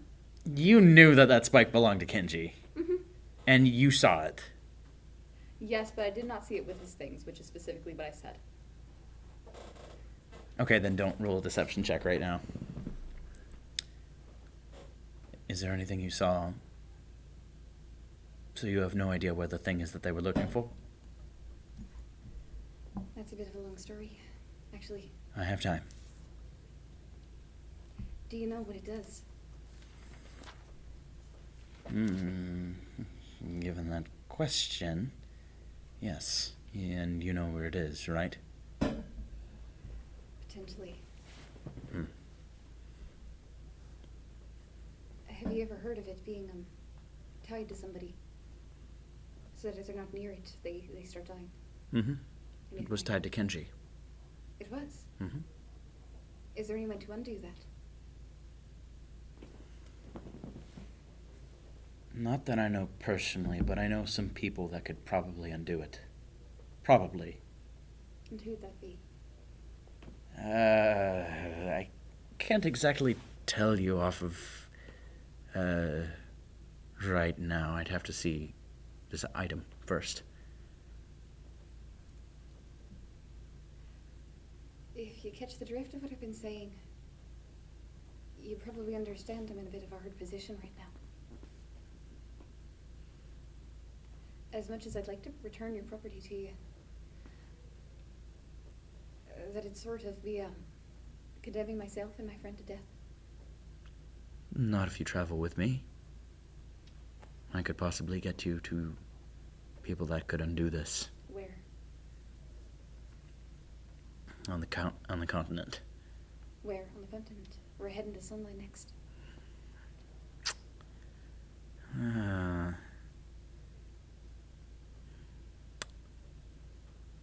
I have an expert in Jessamine that would probably be well versed on this subject. What does it have to do with Jessamine? Hmm? What does it have to do with Jessamine? You asked where? That's Wait, I'm sorry. I misunderstood. Is this, you said in Jessamine? in Jessamine. Yeah. Ah, The city named remind Jessamine. me where that is in comparison to Sunlight. Directly west of it.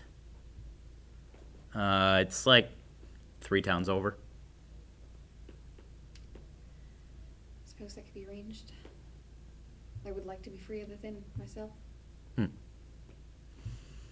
But until then, you're going to have to let us hold on to it. All right. Well, considering it is my property and very, very dangerous, I would prefer to be close to it with you at all times. You all are heading to the continent? We are. All Maybe right. tomorrow. Well, I think I would prefer to travel alongside you to make sure that that item is returned. All right. I have no problem with it. We'll ask my companion when he gets back. First, I'm sorry, I haven't asked before now. What's your name? Well, you can call me, Ren. For the time being. All right, Ren. Mm-hmm. You can call me Heisel. Hazel Cohen? You know me. I know a lot of people, and I've heard that name before. I can't believe you actually stumbled into this thing. You're not the only one. Hmm. I was surprised myself. Just about this time, you would see Kenrick walking outside the court with... I'm trying to think about it. It would probably be just a small box. Ah, yes. Miss Lady Augur. I have the item you requested. I appreciate it, Maxim. I hope it didn't cost you anything terrible. Oh, nothing. This was... The case is over. The convicted are dead. There's no need for this item anymore. It belongs to you as much as it did anyone else. Are there any other items you wanted from the individuals? Emil had a journal one time. Mm-hmm. Oh, right, the one covered I in think I'd like to spit. see that. Yes, there were several papers that belonged to him. I can negotiate for their release. And, I don't mean to impose again. But No. He also had a bit of, a contraption on him. Oh, the arm thing. The arm thing. Yes, wow, that was... I think I might want one of those myself. Pretty useful. That's Yes, good. you can get that. Seriously, the rest of it is probably just going to be disposed of, or placed in some archives office somewhere. Well, the only thing I know John to have had was a bag of rocks. Those So, have been disposed of. exactly. You don't want the bag of rocks, do you? I don't want the bag of rocks, Maxim. Okay, good. Oh, I already figured you had some screws loose, Heisel, but I didn't think all. So that is reassuring that you don't want a bag of rocks. You're a flatterer, Maxim. Mm-hmm, of course. All right. Well, then I will get those things as well. If there's any way I can help, let me know. Of course. I think we should be absolutely fine. Ah, who is this? Oh, wait, no, I met you already. No, who is this? And he turns to face Ren, and then he says, "Oh, yes, you're the woman that made that spectacular shot. You didn't kill the man, though." "Well, I wasn't exactly trying to." "Oh, well, nonsense. It's good enough anyways." All right, well, I need to get the rest of those things, so I will be on my way. Be back momentarily. And so, Maxim goes back into the building, probably to get the rest of the stuff. It's probably going to be very easy. He pretty much just has to say, hello, and then, I want this, and then he gets it.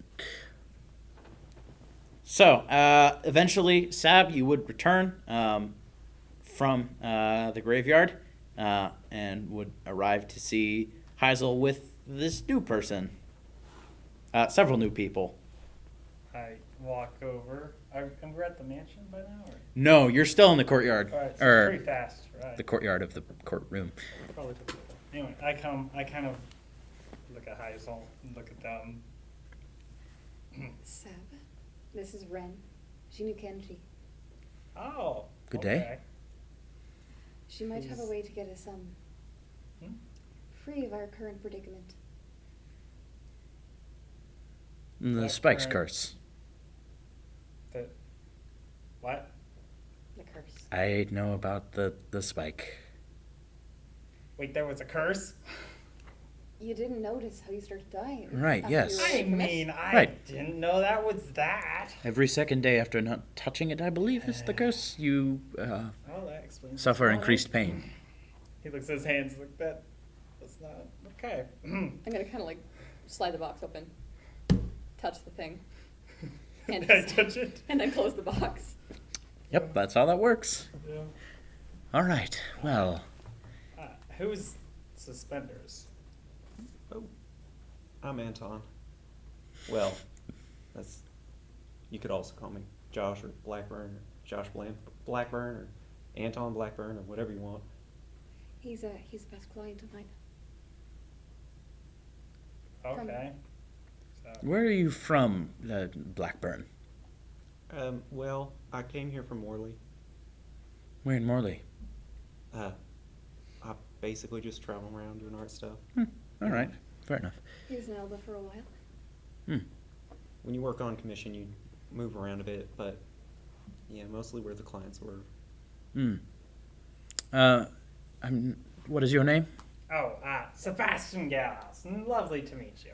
Nice to meet you. And what was your name again? I am Ren. Ren. Where exactly did you get that coat that you're wearing? Oh, self-made. Huh. Took a lot of time. It has a lot of personality. Thank you. A nice bag, by the way. What? Oh, thank you. Mhm. Oh, Ren was telling nice us coat, by the way. she knows someone in Why, thank Belgium you. who might be able to get us free of this.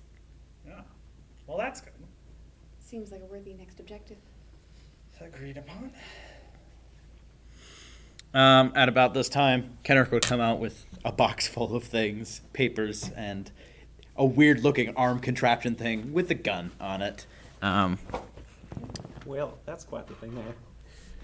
Yes, I know. I've never seen a device quite like this before, but quite ingenious. I do wonder if it constricts the arm movements, though, but... I mean, Heisel, would you grant... I have some engineers that would like just one day's look at this. Could that that's be the most allowed? I could do for you, of course. All right, excellent. Well, then we shall examine it, and you shall get it back tomorrow. Appreciate it. I did have some thoughts on the situation you brought up to me a couple days ago. Next time Oh, you guys yes, are I home. nearly forgot about that. Yes, I have some things to talk to you about as well once we get back to the manor. So that will be an appropriate time for discussion. Vern actually appears at this time, and Maxim is just going to ask, are you all ready to go? Would you mind if Anton came to visit us tonight? It seems that I've got a client while we're here. That sounds perfectly fine to me. Anton, if you'd like to stop by later tonight, let me know. Sure, that'd be great. I'll be at Mr. Kenrick's mansion. And where is that exactly? Oh, it's just insert directions here that I don't want to invent off that. Wait, I have a dice for this. You have a die. Oh, for my. this? No. I have You a die. direction dice? Yes, Love it's the that. cardinal direction die. Cool. That's actually really interesting. It is just about... Wait a second, that's the ocean. It's an ocean property. No. Beachfront estate. Beachfront estate. Property That's has, actually... Yeah, it's a okay, no, song. that works. Oh, it's just about 5 miles northeast of here. Okay. Also, gotta love Dishonored for not having our world-based calendar or months or words for things, but it still adopted the imperial system. It does use miles. Helpful. I know, yeah, yep. Shouldn't be too far to get to. Just tell the people at the gate that you're here for the Lady Arga, and I'm sure they'll let you in. Would you like me to do prepare that. the usual for you? Yes, please. That'd be quite nice. Wonderful. All right, well then let us be off. I'm tired of this place. All right, and you all are going into the motorized carriage. As you're going that way, Heisel, Ren would tap you on the shoulder and just kind of put a hand on your arm and just say, listen, that thing really does belong to me, and I really do want it back. I've heard that you all are leaving for Sunline tomorrow. That's right, yes. I will be at the port do you know what airship you're traveling with? Not quite yet. I know Mr. Kenrick will set us up with something. All right, well, Do you know where you'll be staying? oh yes, I have lodging here. Well, if you let me know, I can come find you before we set off and make sure you know where we're going. So Yes. You can accompany us. Yes, you can find me at the Crooked Candle. It's an inn right over there. You're in the town square, so it's pretty easy to see. That's where the inn is. All right. And please, please do not try and pull a disappearing act on me. I'm very good at tracking down people, and And I'm not a hard person to track down, Miss Wren. very true. Listen, as much as I'd be interested in keeping this thing on me and taking a closer look at it, Mm-hmm. it's said some interesting things, as a matter of fact. Yeah, it does that. Built to help. Built to help. Hmm? I have a lot of questions for you, specifically. Mm-hmm. And more than that, I don't want to be dependent on this thing. Mm-hmm. You can trust that I've got as much motivation as anyone else to see myself detached from this thing. You don't have to worry about my motivations until that's been done. Make a persuasion check.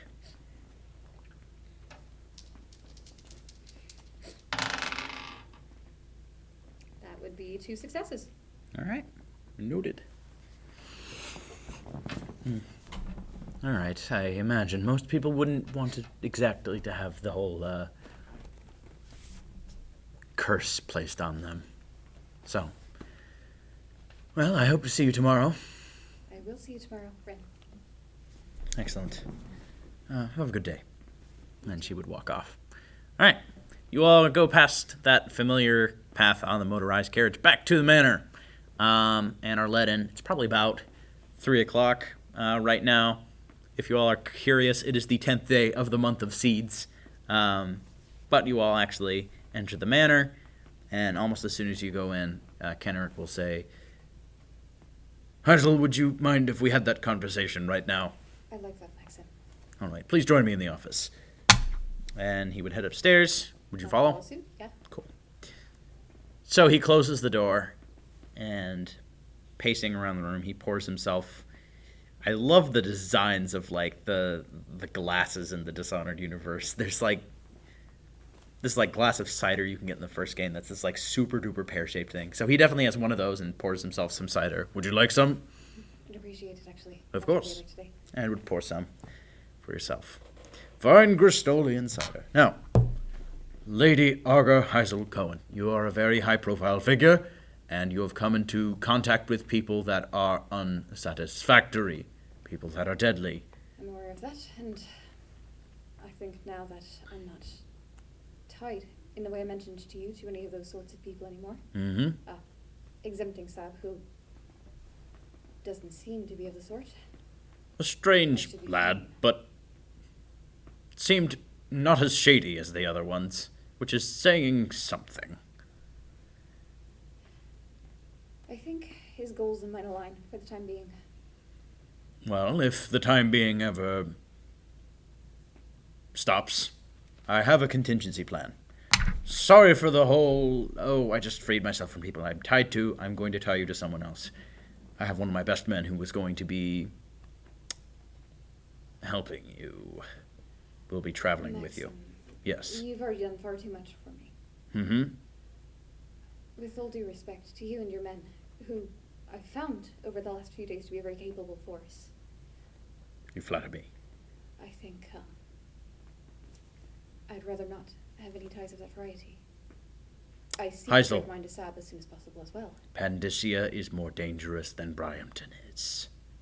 There are much worse things out there. And this man is one of the best shots that I know.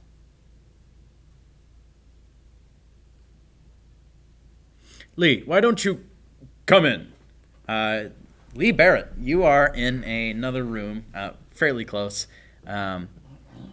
Not so much that you can hear everything that's said, but once you hear your name called, you can hear it. All right, Lee walks into the room. This is the Lady Augur Heisel Cohen. This is the person that you will be traveling with, protecting, and shooting anybody that Mr. gets within Kennard. 5 feet of her with malicious intent. Is that clear? Yes, sir. Excellent. Like I said, Mm-hmm. all due respect to you, Mr. Barrett, I'm sure you're a very skilled shooter. I can take care of myself. Heisel, you were just in the presence of 2 people that just killed 36 people. And I wasn't one of them. They were too close for you. You said it yourself. You did not control them. I'm sorry.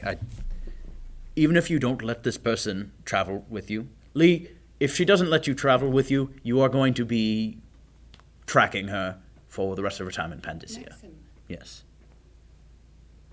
I told you I can handle myself. You can handle yourself, but can you handle others around you? It's historically been the case that I can. I've survived it this long. Well, listen, Heisel. Whether you accept it or not, this man is going to be near you at all times. Not too close. Don't get too closely. But he will be watching over. Whether you like it or not. Seems like something a lot of people talk you out of. I have made up my mind. And if you know anything about me, Lady Augur, it's that when I've made up my mind, it stays true. I'm very stubborn. How much do I owe Mr. Barrett for his services? Nothing. You've been very kind to me, Maxim. Mm-hmm. I would like to lessen that debt in a way if I could. Well, you did have that advice you owed to me.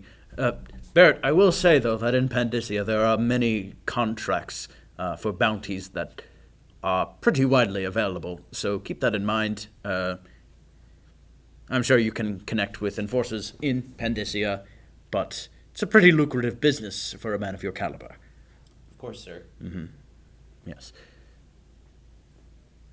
So, Barrett, would you mind leaving us for just a moment? I believe there are other members of Heisel's traveling companions that are presently downstairs. It would probably be wise to introduce yourself to them. Pleasure, Mr. Barrett. All right, He Heisel. nods and he leaves.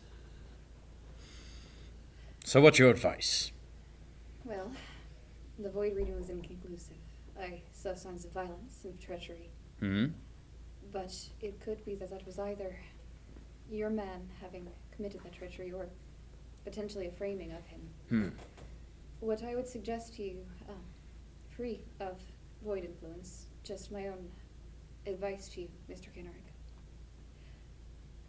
The most diplomatic option may be to reassign your man to a setting in which he would not be alone, unguarded with someone like this again. Right. It would hardly be a punishment for him, but it would be a safeguard against anything further of the sort. Well, he deserves some sort of punishment. You're not supposed to make arrests like that in a private place. It's supposed to be in public so that there are witnesses, more witnesses than just Punish one. him for what you're sure about, Hmm? and where there's ambiguity, put him in a situation in which that ambiguity would no longer be possible. Sounds like a smart move, Lady Augur. I think I'll reassign him to Bendicia and get him a proper partner. All right. I'm sorry that reading wasn't more comprehensive, but I think this should solve the problem at the very least. Isel, I was not expecting a comprehensive reading from you. I was expecting sage advice, which is what I got. All right. If you need anything, please. Vern isn't the only butler around. There are many others. Just ask for anything, and it will be given to you. I have plenty of business to attend to. Of course, you're a busy man. Yes, I am. Good day. Thank you, Mr. Kenrick. Chin up, Heisel. I'm not gonna head out. All right. So as you'd head downstairs, you would see in the parlor the same room with a chunk of carpet just kind of cut out of it. You would see Lee Barrett. You would see Anton's last Josh Blackburn, and Sebastian Greylouse. Do you need me to describe my character as well? That would be appreciated, yes. All right. So Lee is not a really tall guy, but he's about 6 foot. He is not a very heavyweight man, but he's also not skinny. He's pretty muscular, and he's got black hair that's a little long, but he's got it tied in the back. He has a full beard. Above his right eye and around on his right cheek, you can kind of see scars that are left over from what looks like shrapnel wounds. And in his arm, he's got he's wearing an enforcer's uniform, and in his right hand, he's got a slouch hat. And he's wearing a pair of boots and some leather gloves. I will say, Josh, one of the fun things about the enforcers is that they don't actually have a uniform. Typically, Okay, perfect. Then he's wearing a light brown kind of coat over what's left over of an old army uniform from. Yes. He was a soldier. Mr. Barrett, Heard that before. I apologize if I seemed a bit unwelcoming earlier. Mr. Kenrick seems to have some different ideas for myself on exactly how much I can handle, for which I, while eternally grateful, would have to protest. That being said, I have no problem with you accompanying us, outside of the allegation of my own lack of capability. And I do hope we can put any unpleasantness of that conversation behind us. I will admit I'm not going with you because I view you favorably in any way. I despise the company you keep, as I can see from your two traveling companions, as you call them. Did Mr. Kenrick inform you about the circumstances of our traveling? He did. Quite frankly, I don't trust your judgment in any way, and I am not thrilled about traveling you, but Mr. Kendrick is he's an old friend of mine, and I've worked for him for a number of years, and he's always been a good employer. He holds his way, doesn't he? He does. I'm doing this for him, not for you. And So- I We're also getting paid pretty handsomely. Yes, he is. I'll try not to be too despicable of a company for you to keep, Mr. Barrett. That'll be fine. But I'm glad for your honesty. That'll be fine. Stay out of my hair, I'll stay out of yours. And that seems a deal I can agree to. Have you met Sebastian? Sebastian's like watching, like as the guy's like checking what the heck happened to this drug. It's just like, Also, you all would have the Emil's papers as well, and journal. I've been observing him. Sebastian, have you introduced yourself? oh. I take him one look over. The uniform he's wearing, I'm guessing it's like old Morlean uniform. Yeah. Yeah. Wait, wasn't Wait, no. he's not? Isn't he from Bristol? Yes, he is. Never mind. It's not Orleans. It's Crystal. It's Crystal. My apologies. I got Mr. my geography confused. Mr. Kenrick has rather forcibly assigned Barrett to travel with us. You'll be seeing his face quite a bit. Oh. Well, It's nice to meet you, Barrett. My name is Sebastian Galehouse. Is that we're shaking hands. I lean like, is that a Bristol uniform? It is. Ah. Yeah, Sebastian, you would. This is. It's actually fairly old. It is not the army of the Regency or the organizers. So it is an old Imperial Bristolian uniform. So you were part of the Imperial Army. I was. Unlike another character. Rip John Reed. Well, I'm from Bristol. I love our country. Well, loved it. I did too. I did too. Would you like to tell us a little bit about yourself, Mr. Barrett? There's not much to know. I was a marksman in the Civil War, and nearly lost my eye on one occasion. An explosion from a shell landed a bit too close for comfort, and as you can see, the scars. And that's about all there is to tell. Participated in a number of battles with other marksmen, and So why Pandacia? well, needed the money. Business was good over here, and decided to, It tends to be near Maxim. yes. And you've seen your fair share of what Pandacia has to offer. I've seen a bit. I haven't seen the worst. I've spent most of my time around here in Bryanton serving as an enforcer. But you're confident you can handle it? Yes, I have plenty of experience in the wild and surviving and dealing with unusual threats. Well, I hope we shouldn't need to use it, but I'm glad you have the expertise. Mr. Blackburn, Yes. would you like to step out with me? Oh, yes, that'd be nice. All right, before we do the scene, we're going to take just a little 10-minute break. So we will see you all again in just a bit.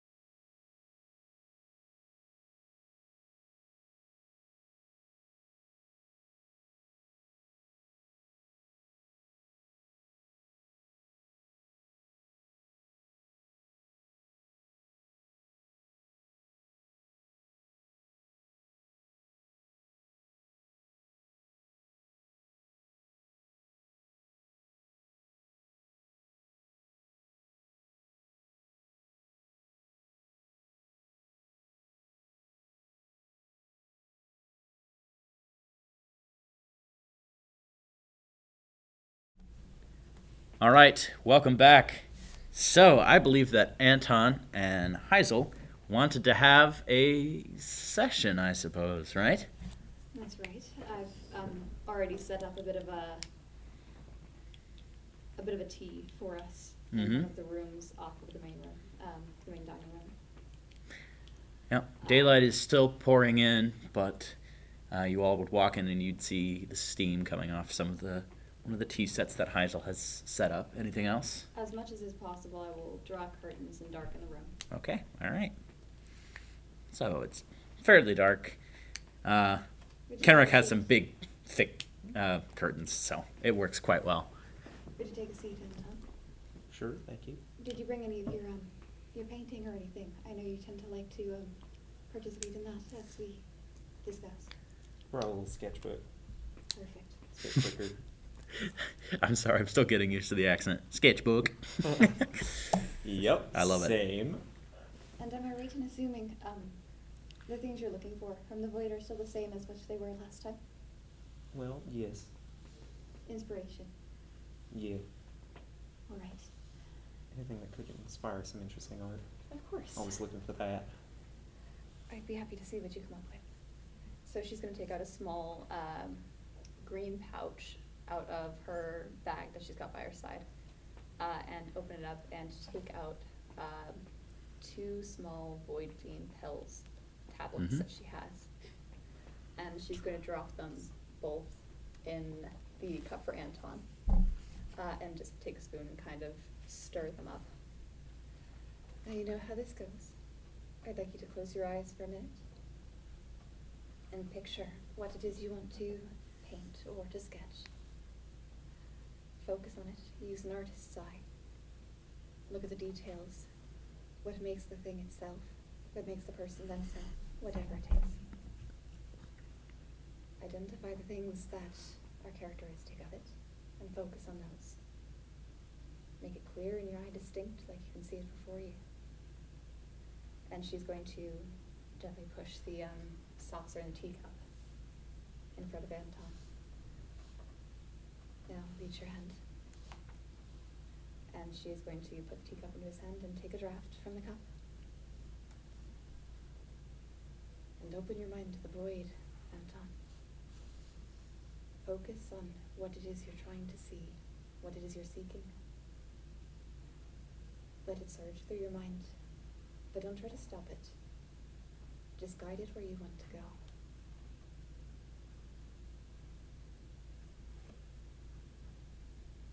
Now open your eyes and draw.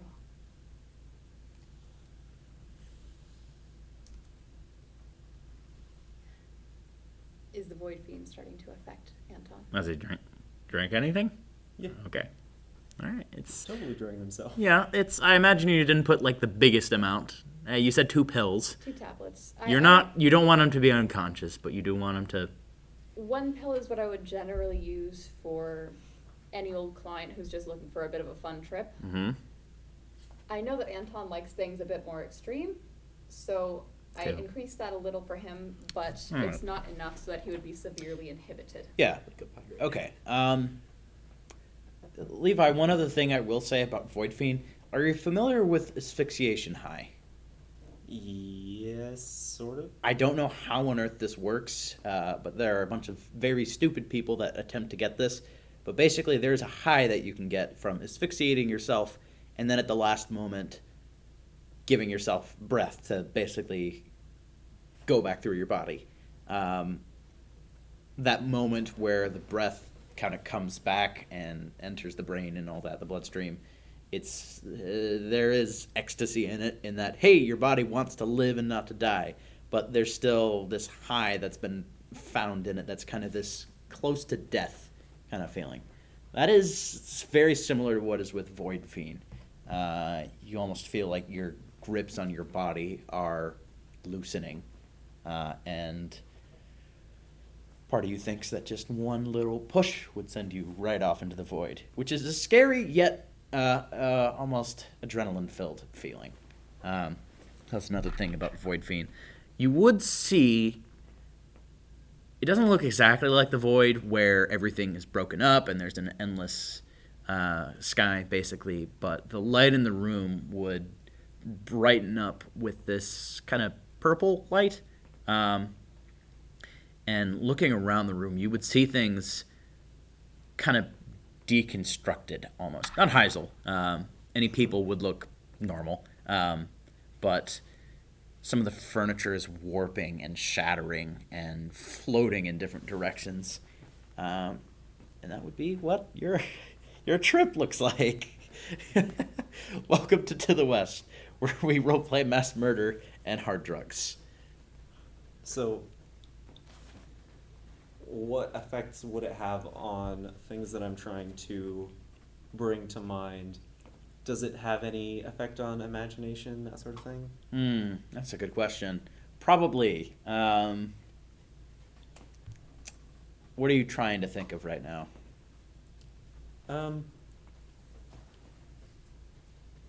Probably like home, childhood. Okay. Honestly, Void Fiend almost addles your memory a little bit. Kind of makes separate memories seem like they work together. Kind of makes them almost melt together into one cohesive kind of thing. Okay. So it's less sharp, but more comprehensive. It seems like one thing that you're remembering. Whatever it is you're dwelling on. Okay.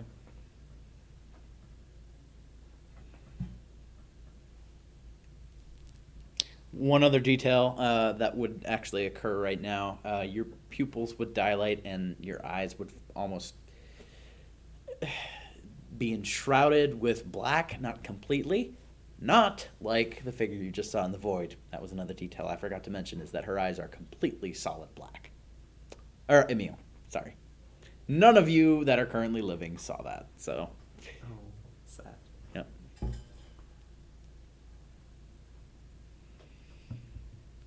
So as Emil, No. I'm sorry, not Emil. Oh, this is gonna take some getting used to. As Anton, thank you, starts to sketch, Heisel will just kind of like watch over his shoulder, just out of curiosity, and to kind of just monitor how he's doing. What is Anton drawing? Trying to decide. You don't have to draw Heisel. You could draw any of the other individuals you have met today. Or any of the subjects if you want to do furniture or something.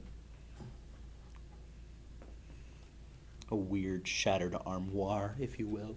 No.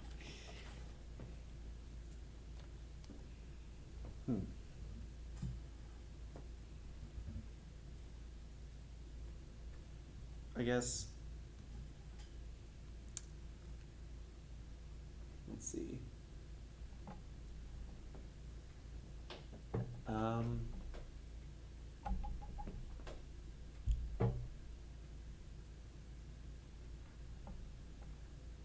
And would the void fiends still affect all of the people, like the memories of the people I just met? That is one of the stranger How that- things, is that people are never really deconstructed or warped with void vision.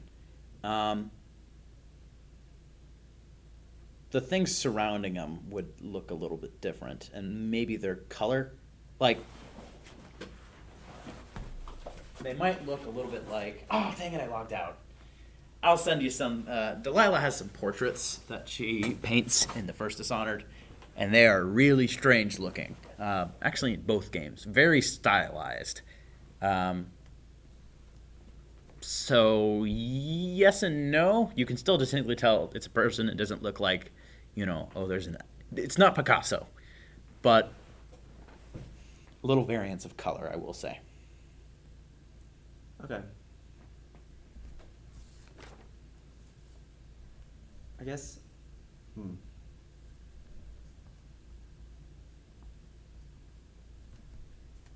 He'll draw Lee. Okay.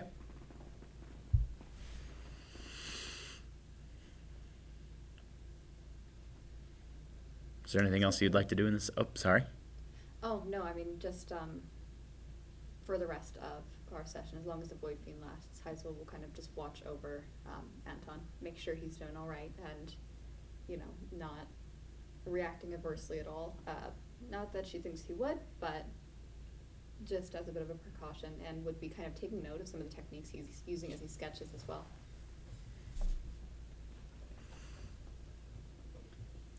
Well, he doesn't die. Of non-drugged tea. Mm-hmm. So Heisel's totally sober. At the moment. Good clarification.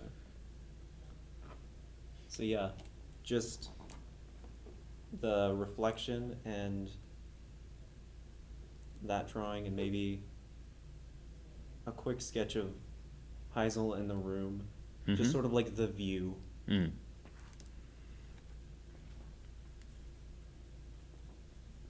All right. Make a tinker check for this drawing. Okay. I'm just gonna ask you to do one for the many. Nice.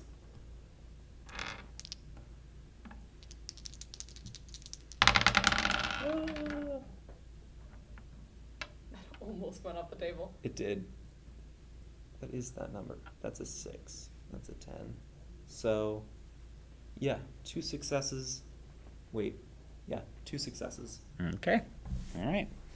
It's a pretty accurate rendition you just sketched. Nice. All right. Anything else you all would like to do in this session? No, that's about the extent of it. That seems to be what Anton is looking for. Would probably last about probably an hour on 2 pills. So decently long, but nowhere near like poor Demas. Is that Lee? Nice. Is that in the Oh, the character art chat? Yes. Yeah, I've 'Cause seen it. I Yep. do need that. Yes. I'm gonna put it in the character art chat afterwards. Nice. Starts to come down from that high. Heisel's going to ask, so you have many clients here in Pendicia, Anton? You probably Seems like gotta a be good honest. place to go. Probably your best bet going into a new location like this is just to be a street artist. So, you know, just like, I can draw a sketch for you. Okay. I will say you have $30 of Morlean banknotes. Okay. 30. It's pretty good. It's not bad. What would a general fee for something like what I do be? Mm. Because I'm pretty sure that would have been worked out beforehand. Yeah, it depends on the client. Probably 30 Morlean banknotes. Well, you know, it's not quite the same clientele. It's not people with as deep of pockets, but you know, it's quicker work, so you can do more of them in a day. You know, it's enough. It's been a bit more adventure, I'd wager, than the Isles. It certainly has. Have you seen anything particularly strange around here?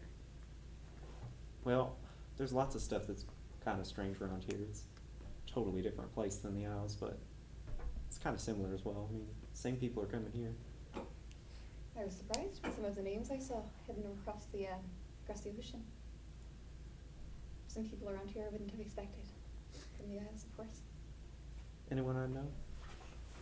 Oh, probably not around the same circles now. That's too bad. Anyway, I hope that was to your liking. It was a beautiful sketch you made. Well, thank you. It was quite nice, actually. It's always interesting to have one of those.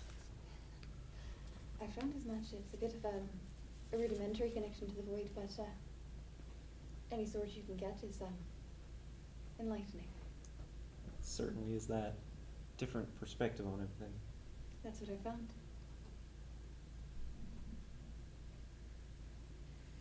Anyway, what is it you've been doing around here? Aside from the, sketching on the street. Not much. Most of the same. Yeah, basically. Well, we'll be heading back to Sunline pretty soon, probably tomorrow. I'm sure Healy passed back. That could be arranged. I would appreciate that. I don't necessarily want to stay around Brampton all that time. Doesn't seem like a half bad place, but heard Sunline is the place to be.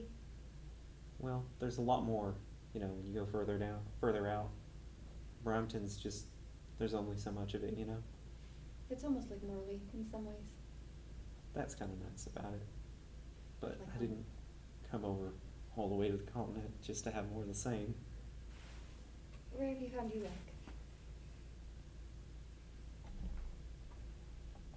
This is a question that you personally do not have an answer to. Wait, what was the question? Where have you found that you like here on the continent? I have an answer. but Have you it's gone to also- the continent? Yeah. Oh, He's been there for a little while. okay. I thought you were just in Bryampton. Like Well, you haven't no, traveled anywhere He else. went to Bryampton to see Heisel. Oh, okay. Gotcha. Basically. All right. So, he hasn't necessarily been Yeah. everywhere, but he's been past Bryampton. okay. I will ask, would he prefer staying in urban centers, or would he try to go out someplace in the country? A mix. Okay. Well, then you can just pick any spots on the map if you want. Definitely been to Sunline. That's where everybody goes in. You could possibly go south. There are different provinces. I guess I think the word that Morley actually uses is jurisdictions. Throughout Sloane Bay, you've got Jutknife, Fairchance, True Mile, and Cloudcap. Jutknife is probably kind of like Florida, kind of swampy, but mountains in the eastern part of the peninsula. Fairchance is honestly probably like Ohio, West Virginia, that kind of thing. True Mile can be like the plains a little bit, deserty in some places when you get further westward. And Cloudcap is... I haven't figured out Cloudcap yet. Cloudcap is just rainy. It's very rainy. I'll sort out some more stuff later. Not good But for paper. there are different cities and whatnot. I'm not going to go through them. There's too many, and I can only remember one off the top of my head right now. But feel free to ask any questions about any cities that Anton may or may not have been in. Is there if you go north, does it get cold? Mm-hmm. Yeah, especially in the northwest. There's a city called, I think, Ziska? I think? Or no. Hold on. I can find this immediately. I know exactly where it is. References. There it is. No, it is called Severnia. It is a mostly Tivian city. It's the most northwest location in Sloane Bay that's actually really civilized. Okay. So it does get quite cold there. Severnia. Cloudcap also gets pretty cold. So it's Severnia? Yes. Yeah. Okay. Yeah, it's pretty much how it sounds. I think Severnia was kind of nice. It reminded me of Tivia a little bit. Some people from there as well. Oh, really? Anyone I would know? I'm not sure. I mean, you know a lot of people, but I've never been out to TV myself. If any of them had been to Morley, potentially. well, I'd have to ask, I suppose. But Well, I'm sure Mr. Kenner could be fine with you traveling with us until Sunlight, and from there you could make your own decision. that would be nice. Anyway, I probably better go back and make sure Mr.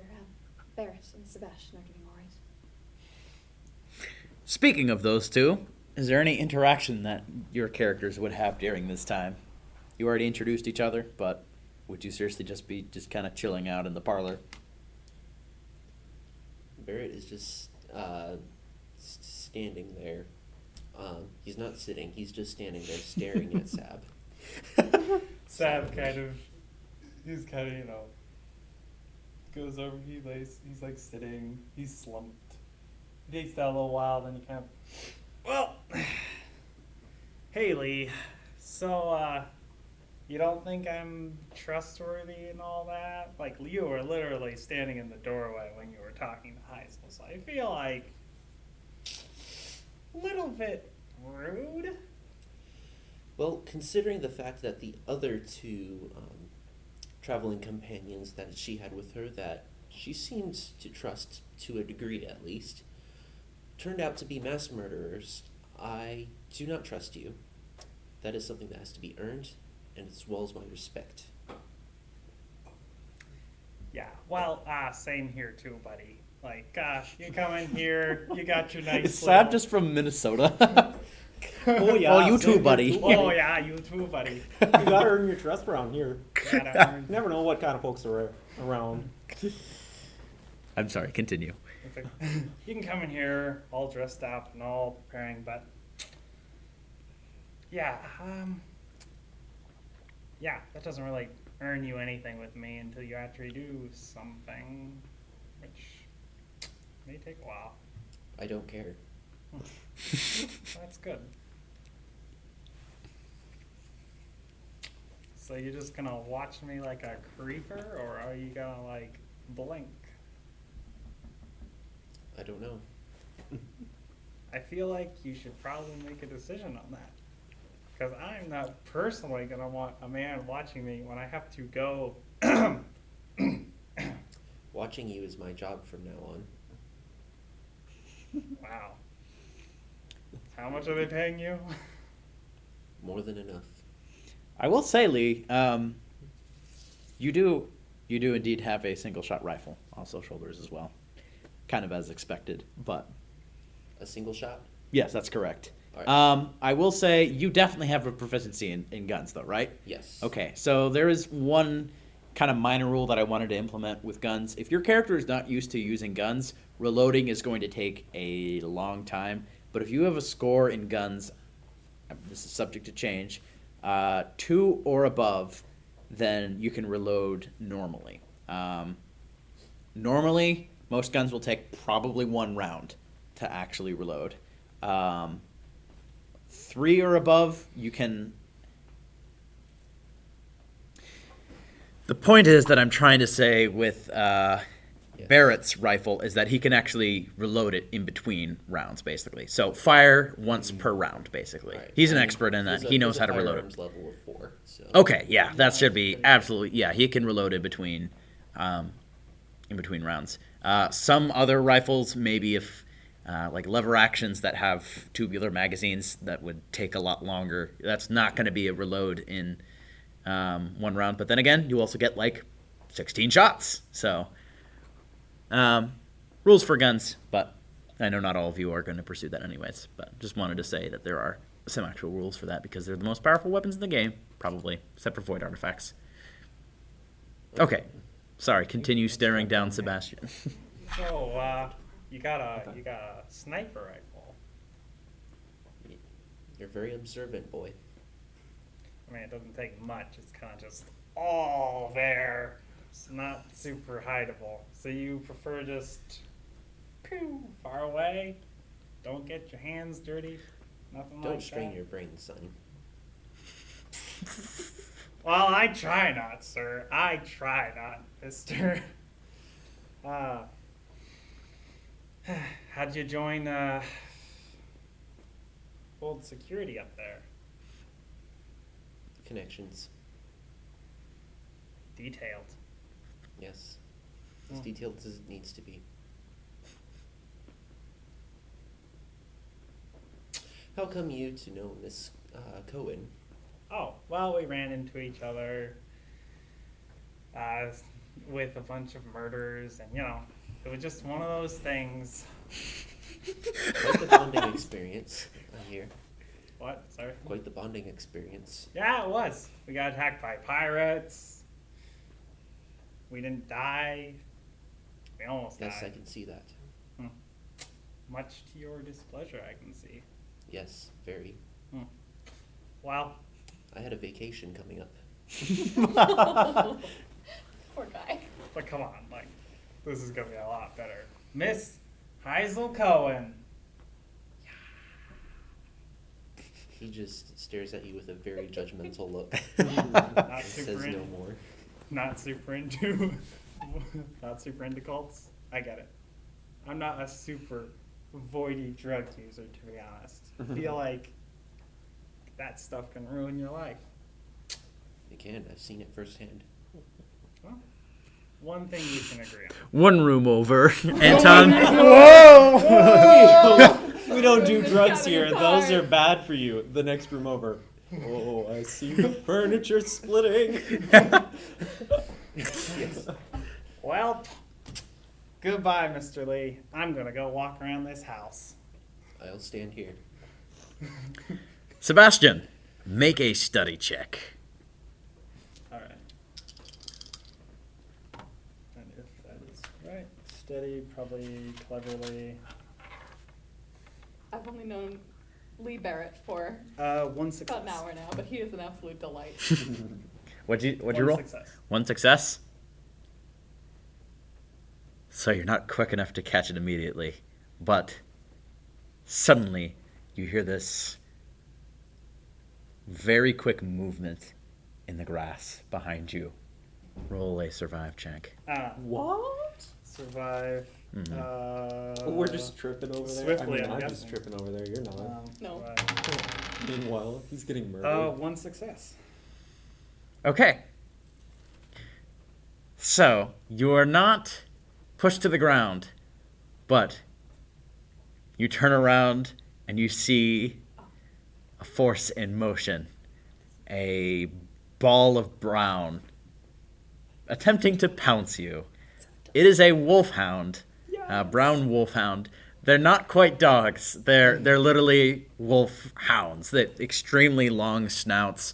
They're quite big. And so this one tried to pounce you, but is currently just has both of its front paws just like on your waist, and he's just barking directly at you. I'm not gonna roleplay a dog barking. I'm sorry. Friendly puppy. Sad. Bark, bark, bark! Get off me! Roll a persuasion check. What a character. The dog's like, you speak Dog. my language. I can respect that. Boldly. Boldly bark at this poor dog. 2 successes. He barks well. You see the dog just kind of drop back and just go back down to the ground and just lower its snout to the ground and just slowly back away. How well reasoned Like, and I look. persuasive So you this are, is sir. like this is I'm so this is sorry. like It has a family- collar. This is Yeah. okay. Then I like come over. I'm like, okay, kind of pat, don't bite me. pat. Lee is standing at a window looking out watching. From the other, everyone in the house just here, bark, bark, bark. And you're I like, desire to have a conversation with you later. I'm just imagining if Anton hears that, like, I think I hear your friend barking. Man, how much Void Fiend did you put in the tea? Well, that was too much, man. The dog is I don't know what that it's is. friendly. It doesn't.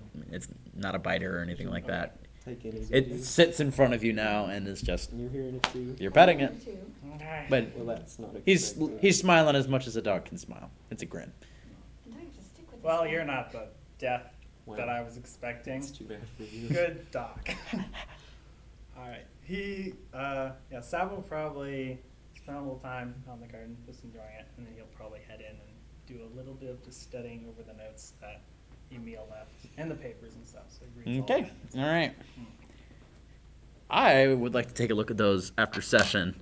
What exactly was revealed? I mean, I know everything about his backstory, but is that everything of your back? Oh, okay. It's basically the things that he thought would have been potentially relevant. Oh, to hunting down. Yes, Mhm. and some of it is just general backstory because he was trying to like convince them that it was like a serious thing, like something they should take seriously. So there's like some random stuff in there, sort Mhm. of, but it's not the comprehensive, like literally everything. Right.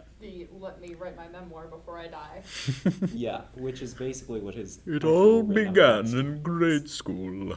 No. Like why he needs to use a cane is also in there. Which also he just didn't have one, so his leg was probably hurting as he hanged to death. Oh, poor man. Sad. Yeah. So sad. Mm-hmm. Okay, puppies. No. Hazel will probably, for the rest of the evening, be practicing with Emil's gun contraption, Okay. unless Kenrick has his hands on it at the moment. In which case- Make a very quick tinker check. Sure. In other words, with quickly or swiftly. How do you want me to do this? Like, what style would cleverly work? Cleverly will work. This is. I shouldn't have said quickly. It's not a fast thing. It's 0 successes. Uh-oh. Okay. You really struggle with putting this thing on. It's weird. It's uncomfortable. That's not Not working. made to fit you. Thankfully, this single shot pistol was discharged because you're pretty sure that there's. While testing around with it, you actually pull the trigger in here. Outsider's eyes. Oh, sorry. Good thing that wasn't loaded. Okay. You have no idea how this thing works, and the you're hang of this in time. you're probably gonna have to practice to really understand that thing. This is great. You honestly don't even know what it's for. Am I aware Not that that. she's working with that? Are you doing this in the private room? Because you could go back to the parlor where. I wanted to say John. I'm glad John's not there. Oh, yeah. No offense to John. John is That'd be a alive little and disturbing present. if John was still alive. Yeah, no, the Oh, original I'd be temp is so probably mad. just out in front of everybody. Okay. Yeah. She wasn't trying to hide it or anything. Yeah. Okay. Stabs on the other side of the Lee. room. Lee sees. It's good. says, It's not loaded. Sorry. I know. Sorry. He's probably also translating some things over from the journal because he had schematics and stuff. So it's Lee walks over and says, "Here, let me take a look at that. Take a look at it how. Let me get it to work. I have a bit of experience with firearms and contraptions. Oh, it's working just fine. It's not loaded. I just don't know how to get it on my arm. I will help you with that. You can't actually get it. It's literally just two leather straps, pretty Oh. much. But you're So I'm just figuring out how to like. yes, spring it. It's got like a ring on it and like some string and like this weird track looking thing. But you don't really know what a track is. It's just you're not well. Gotta be honest, you haven't even seen Emil demonstrate how it was supposed to work. There was that one time where he tried to activate it and a guy stopped it. But what did he do? What did I see him do that one time? Because it's part of the whole thing is it being hidden. Nothing. This is literally something you're gonna have to figure it on your own. I can help you figure it out. If you'd be willing, I'd appreciate, Mr. Barrett. You can actually make a separate just 2 dice check for that. Yeah. All right. Can I use Tinker? Yeah. I'm gonna tinker carefully. Okay. Can I use my skill in firearms? Yes, you can. All right. So I need a 15. That is only one success. That's good enough. You made a very strange device, apparently. You're not exactly sure how the device is triggered, but you know that there is basically a track along the forearm that the pistol will withdraw in. And as you're examining what will actually trigger the device to spring out from the track to move forward, you realize that, oh, shoot, wait, it's just the string. So you're basically going to have to tug on the string to actually trigger it, to sling into your palm. Yeah. That is what you know. Can you make heads or tails of it? Yeah, a little bit. There's one kind of crucial part because you didn't roll a 2. The one thing you're missing that would make it a whole lot easier. But All right. From what I can tell, the string here that goes around on the back of your hand like this, you need to pull that in order to essentially trigger it and make it release into your hand. Emil did it with a single hand. You wouldn't have to go reach back and pull it with the other. Do you have any idea how he could have activated it with the one? No idea. Maybe he if you guys can guess how it works, maybe he You attached can know. it Sounds to like the that. back of his hand, around his Sounds finger, like and yeah.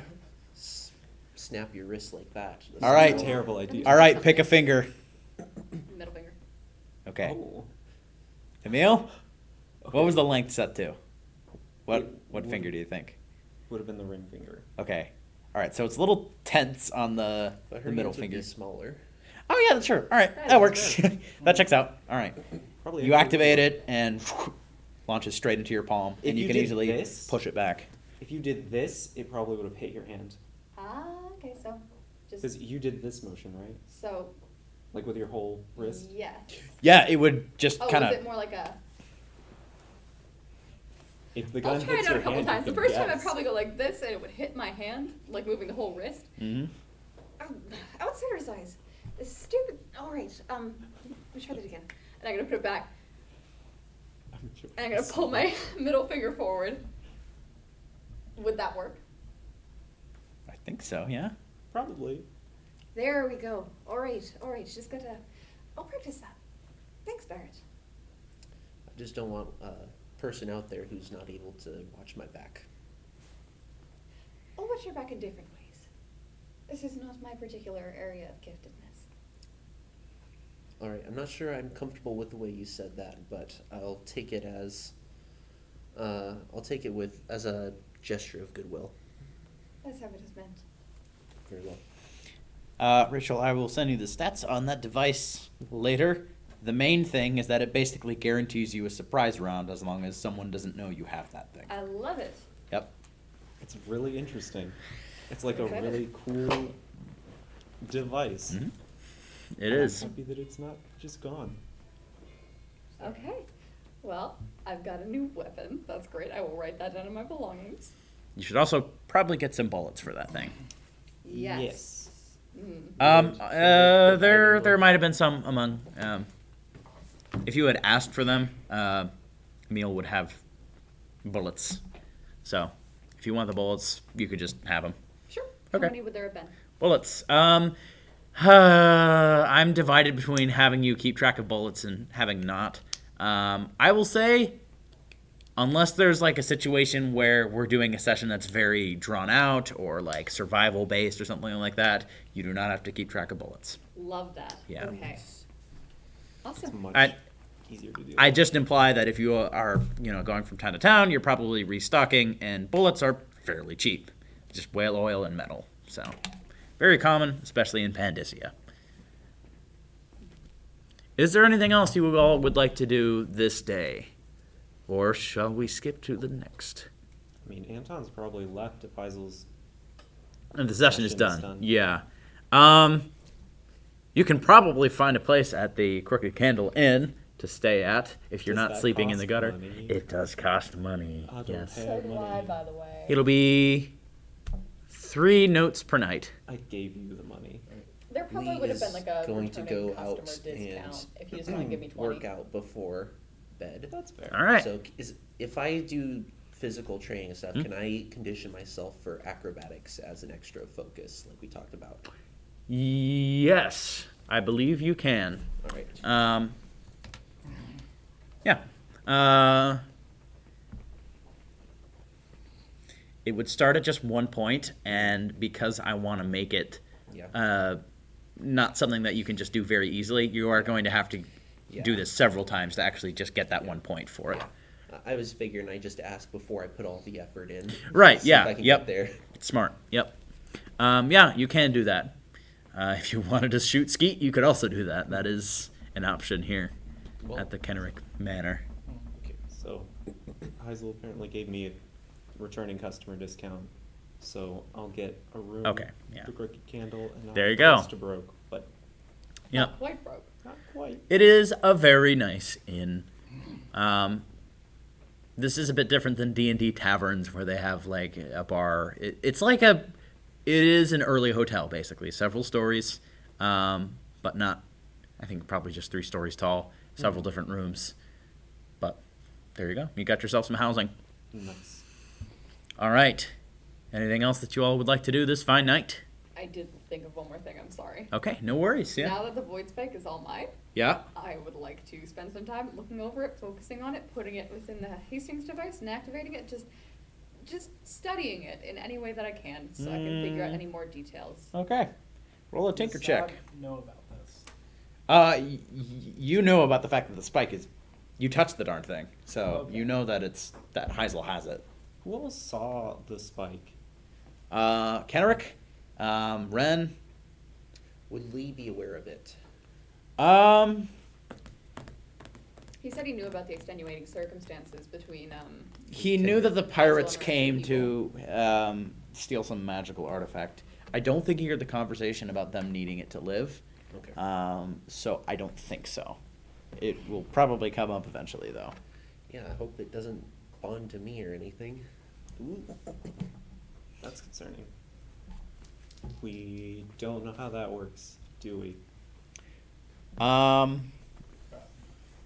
Anton was there, so he heard about that discussion, I think, Mhm. about Ren discussing basically how it works. I will tell you all, yes, the spike is a very interesting thing for storytelling, but the invention, and it has a purpose that I hope you all will eventually find out, but kind of the core purpose of it is something to keep you all together. Especially at the beginning of the game, where we had one person that was John Reed. Yeah. Not naming any names, He was but gonna Emil as eventually well. get I just killed. wanted something to basically force you all to stay together. I'm not going to, because of the fact that there's a specific ritual that you have to perform to bond it to someone else, it's not going to be bonded to Anton or Lee. Okay. So I would prefer if you all hope to remain with this group that you are traveling with. You are obliged to do that no matter what. You have choices. Yes. So I would prefer if you make choices to stay with the group. I can't control you. I can't completely railroad you to do that. That'd be really awkward. Hey, new character. Can I have drugs? Bye. There you go. Exactly. Can I use this void for this check? Void Lore? Yeah. Yes. That's the Awesome. Void Warriors. Well, I know, but I wanted to check first. Difficulty of 5. Oh, what? Yeah. Ah. That's the spike Holy check. You've made this moly. before. It might have been 4. Okay, we'll say 4. One success. 1 success. Yep. This thing weird. This thing weird. This All thing right. weird. Fair enough. Maybe when I get some momentum. All right. Well, after toying with that sum, But hey, you got the thing now. Yay. I know, and I'm keeping it on my Uh, person at all times. I'm Mhm. taking it out of the box. I'm putting the box in my possessions, and I'm hiding the thing in my coat. It is a Emil did pretty that. big Yes, he did. box, to be fair. Wait, Because it's it's the the spike same is like thing this I big. guess that Emil Mhm. did. So the box itself would be. She wants people to remain under the impression that it's in the box, so she will put the box with her things. Oh, so she's hiding the spike in. But okay, I thought that she was hiding the box in her coat. I'm like, No. that's you aren't gonna hide that. That's like it's The okay. box is going with the rest of her things. The Okay. spike is going in a pocket in her coat. Sounds good.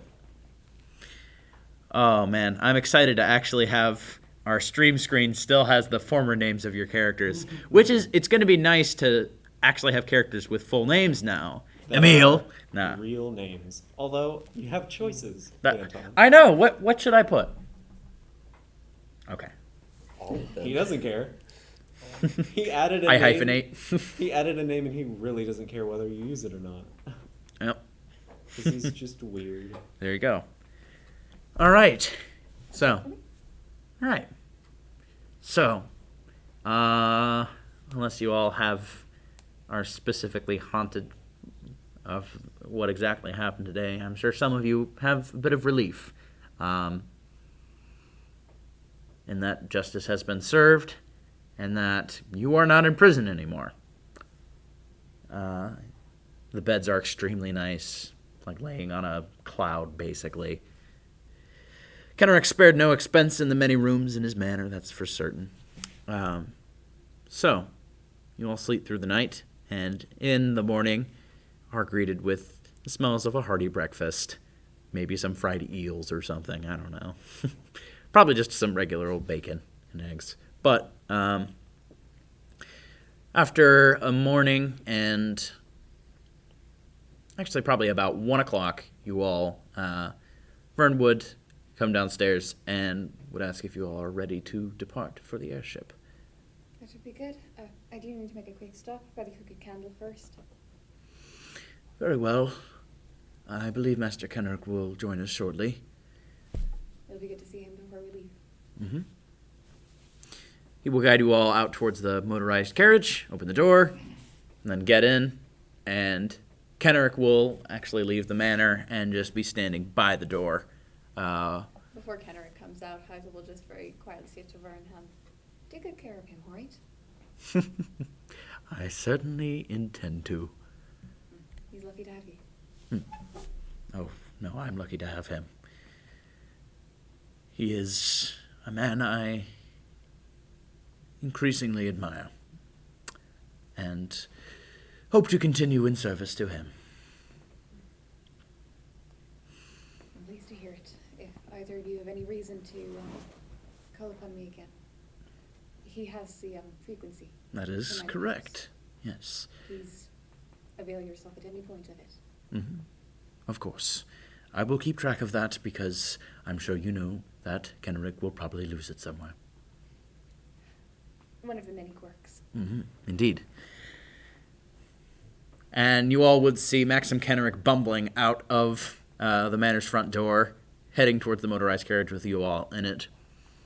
All right, so you all are on your intrepid quest back out to Sunline, correct? That's right. We appreciate you setting up the voyage for us. Of course. I did have to delay that one ship, but honestly... Wait, no, it was delayed anyway. There was the bomb, of course. No trouble whatsoever.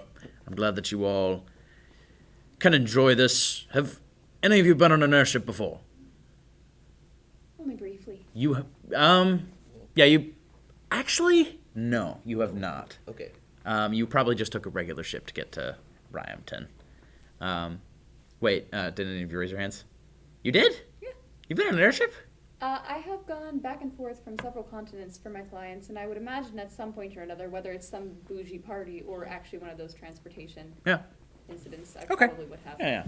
A That's fair. party on an airship would be so cool. I mean, I'm pretty sure. Oh, there are some definitely Norway those. is, like, Definitely. That'd be crazy the enough best for that. party. There you I want go. to be on a party on an airship. I definitely don't have plans for that eventually. Oh yeah. Oh, In real fantasy. life. Party episode. I'm here for it. Both. Rachel, you of all people know that parties in Dishonored are not the same kind of parties in party episodes in other shows. I still want a party episode for us. Okay, that's fair. Thankfully, I hope this one will not involve kidnapping a woman and Yes. giving her to someone who says that they will take care of them for the rest of their life, even if she doesn't want it. Thanks, Dishonored 1. Yep. That's That's the passive. non-lethal option. That's right. You can kill her, too. All right. Anyways, Woman stolen at party or killed. Not good options. if it makes you happier, eventually the guy that kidnapped her died and she took over for the estate. So, Fair enough. silver lining?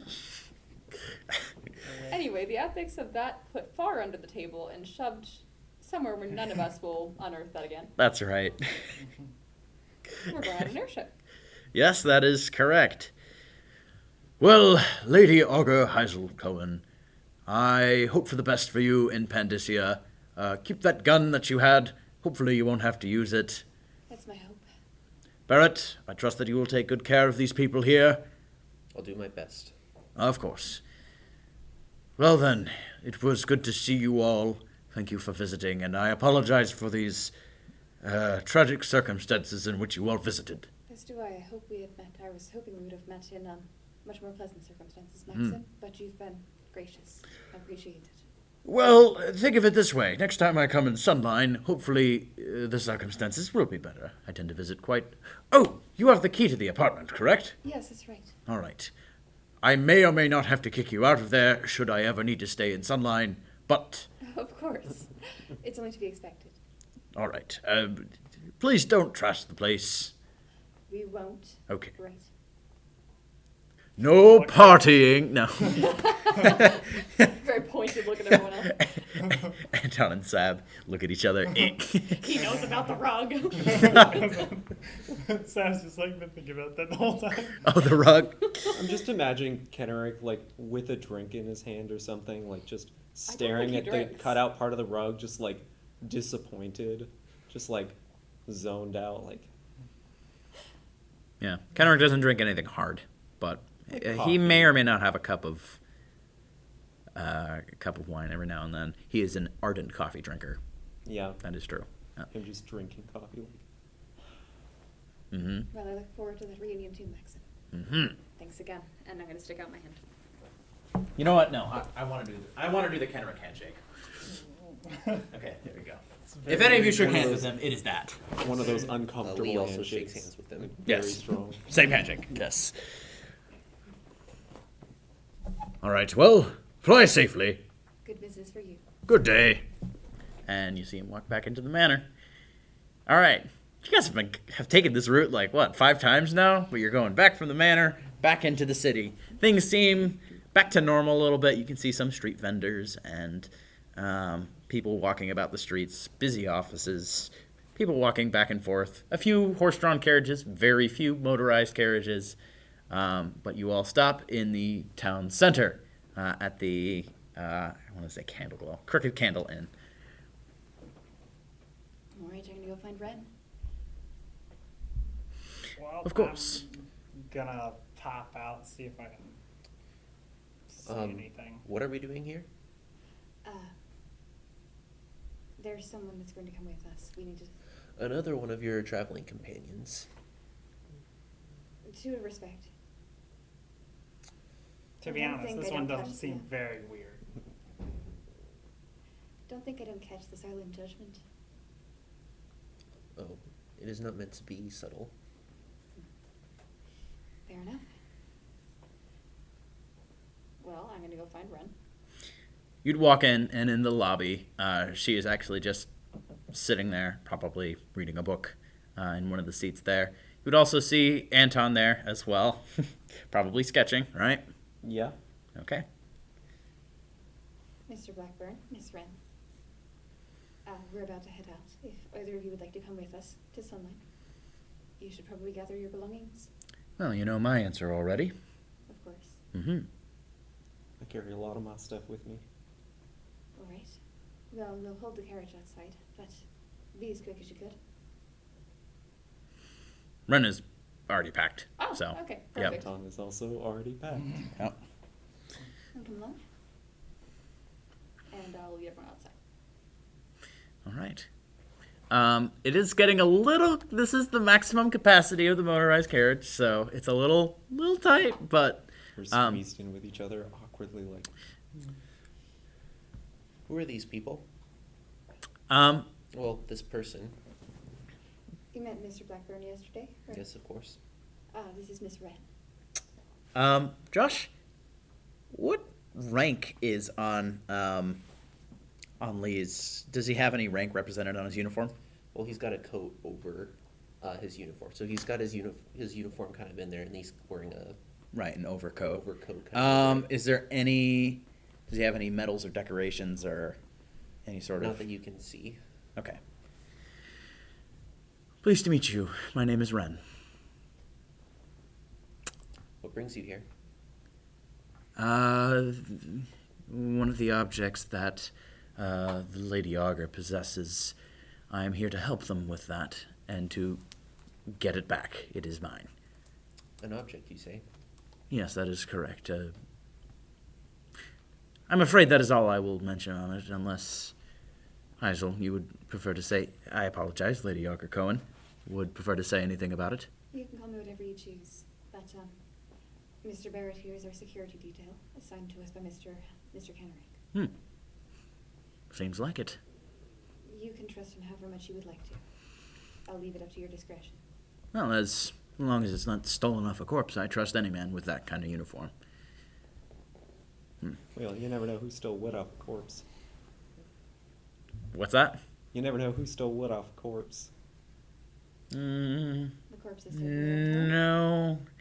You actually keep that thing up. So.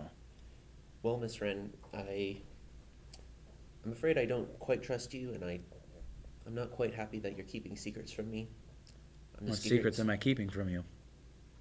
Well, the very nature of the object that you are That is for trying to hide. Heisel to give. I'm not keeping the secret. Heisel is. Very well. I would say, though, that the object in question is certainly a question of safety, and it would be better for the fewer people to know about it. I don't like keeping secrets like this in the army, where I'm from. From necessarily other members in my own company. Just know this, that she is under my protection, and I am willing to kill anyone who threatens to harm her, including members of this party. Of course. You would not be security if you were not willing to do that. Very well, as long as we understand each other. That we do. I have no intention to harm any of you. It seems to me, Mr. Barrett, that it might be prudent for us to get a couple of things straight down the road. Once we're on the airship, come speak to me. Very well. Other than that, I'm all good to go. All right. The trip is fairly quick as you all go back to the port again. You are a little surprised. The gate is still open. And as you walk onto the dock itself, there are a lot less people here. Virtually no refugees. Are the gates open, or have they been open? The gates have been open. Affected positive change. All we had to do was kill 7 refugees to get it done. I love the docks so that the gates would open. I'm a nice guy. I like how you gave him a Russian accent for that. Like, you're doing a tragic thing, it's gotta be Russian. Yep. Pretty much. So the ship, the Technic's caravan, was that right? Oh, yes, that's right. That is the same airship that you all are going on. Yes. Is there the docks and ready for us? Yes, the airship docks are quite far from the normal civilian ports. Going to the airship, you will see a lot more people dressed in the uniform of Morlean officials, a lot of dark green. And the airships themselves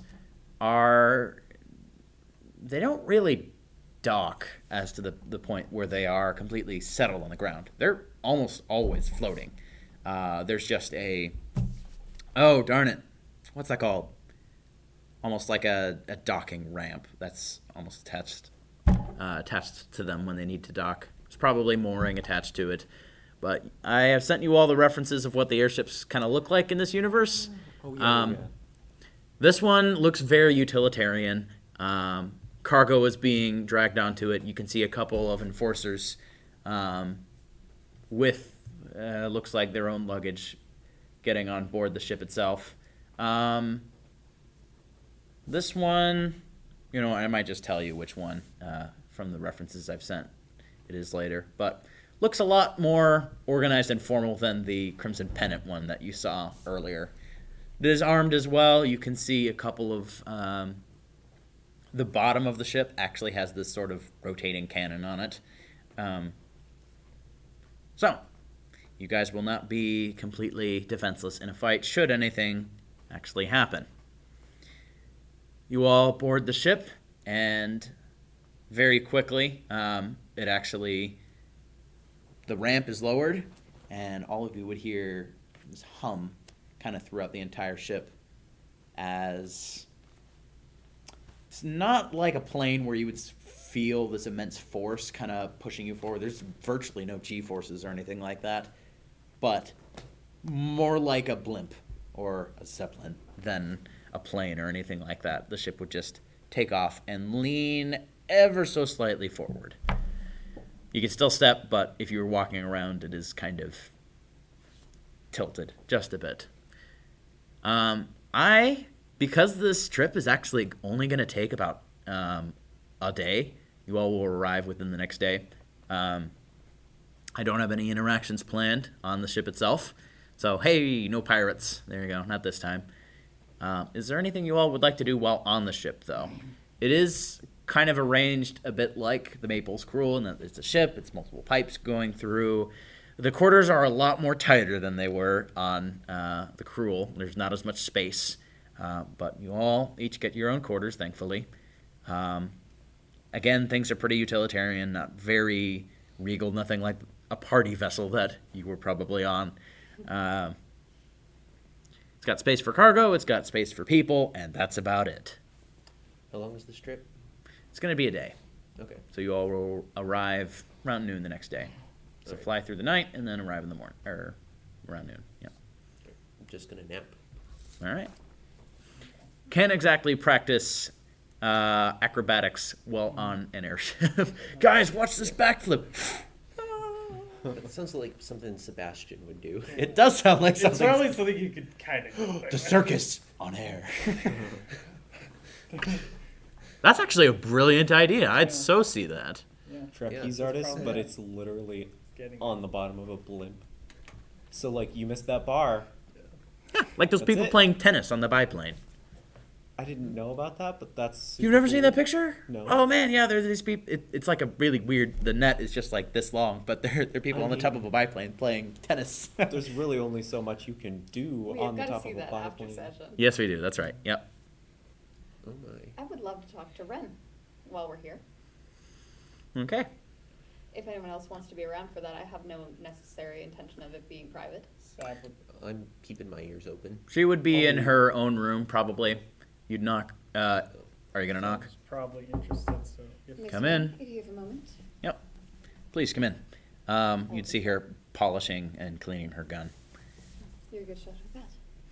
You've been practicing long. Yes, I have. It is certainly useful in times like this, that's for sure. Almost makes me want to learn to use one myself. It's good to at least have some skill with one. I will say, I might post a reference later, but it's a very peculiar looking gun. Silver plated, definitely not single shot, but not quite a revolver either. Something in between. All right, sorry, I know no gun information is not like your big thing, but it's a unique firearm. I had a couple of questions for you about the spike. Of course, I think I might have some for you as well, but you go first. I'd be eager to know exactly how Kenji got his hands on it. Well, Kenji was on a mission to get it. It was a mission I assigned to him, a mission I trusted him in, and evidently he did actually get it. I had to leave for Bryampton a little bit earlier than him. I had been in Pandysia for quite a while.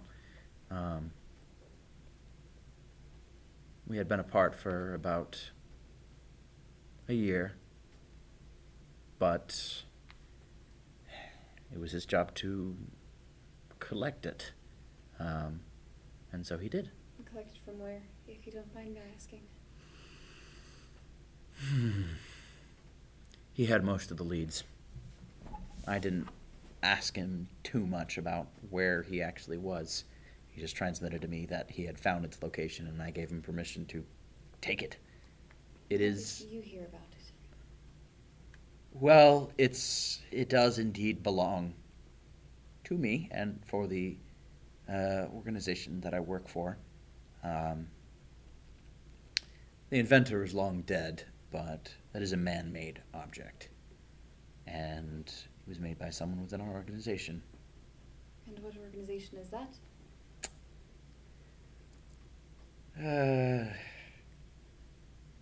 I hate to pull this card, but the less you know, the better. It would seem to me that our goals may align in some ways. I'm Mm. looking for artifacts of this variety, and I have no problem with giving this one back to you, but I would be curious to know who else has an interest. I've been Miss- very obliging to you. about You this. have, Miss Cohen, but this is more for your own security than for your curiosity. Well, after Mr. Barrett was assigned for my own security, Hmm. I think I'll be fine now. And, I have a little surprise of my own.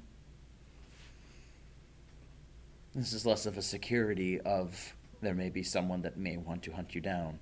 No, knowing about me and my organization would set you up to be enemies of a lot of different people. Now, if you are fine being enemies with other organizations throughout the Pandysia, then I see no problem in telling you. Especially considering, should you ever want to backstab me, you would not be the best at it. But, do you really want to know? I imagine that there are consequences of this decision that I Mhm. might not be fully aware of yet. That is correct. Why would knowing about your organization put me on a path to having so many enemies, Miss Wren? Well, I've definitely failed on this part, but our organization has changed a little bit through the years. We don't exist, and to the people that do know that we exist, they know us as enemies. Any sort of cooperation with me would be viewed as setting yourself up as an enemy to those other forces. I'm afraid I'm already cooperating with you. You've got a fair point there. Whether you tell me or not isn't really going to affect much of anything at this point. That is a fair point.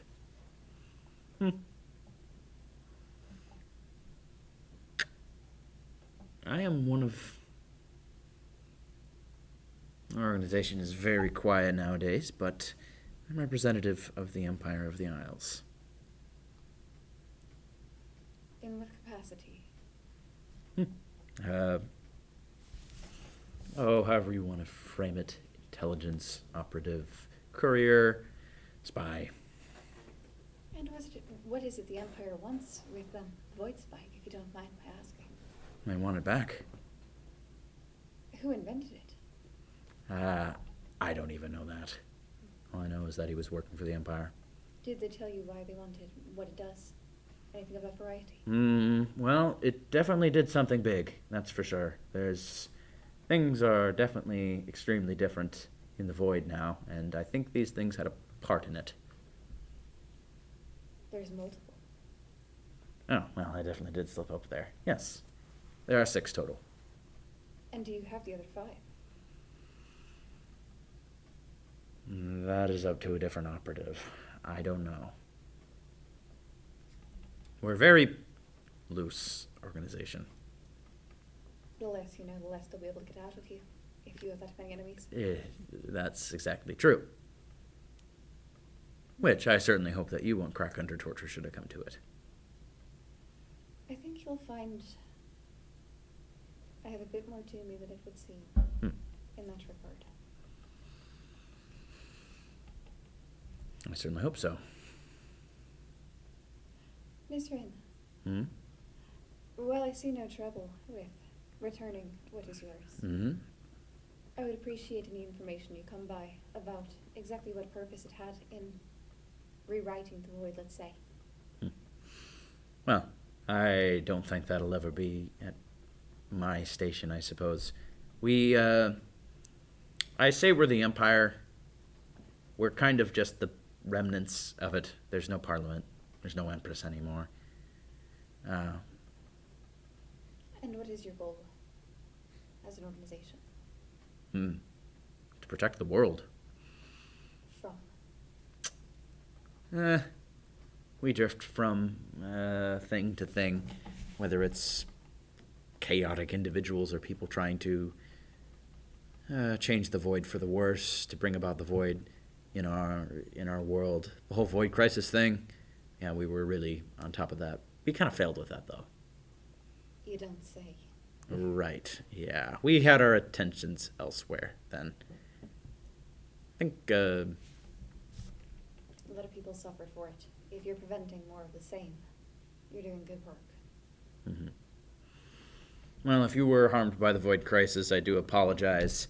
During that time, we were kind of more focused on protecting the Empress, and a lot of things were going on around that time. You can't bear the whole world at once. What happened Right. happened. Yeah. Especially when the murderer of Jessamine Caldwell walks into Dunwall. But, so. And what is it how are you trying to protect the world using these? Keep them from people. You were attacked by pirates, right? That's right. Yeah, so I think these could have been common Crimson Pennant pirates, but they're probably part of this organization known as the Ebony Persuasion. The information we've received would line up with that, or at least the fact that it's a sort of separate thing. Yep. I haven't heard the name before, but it lines up. Well, the Persuasion is like a pox in Pantasia. They are everywhere, and they are no good for this world. They were talking about relieving the hoarders of these artifacts. Yep, that's probably us. We do want to hoard these things, at least the spikes. Do you have more than the spikes? Again, outside of my department. And who is it that coordinates all your departments?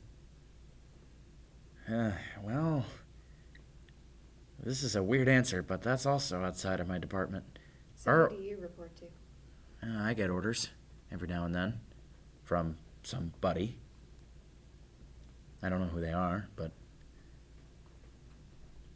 It seems like a rather unsteady way to live. It is, but I get to do good work, like shooting Jared Valentine. Heard a lot about him.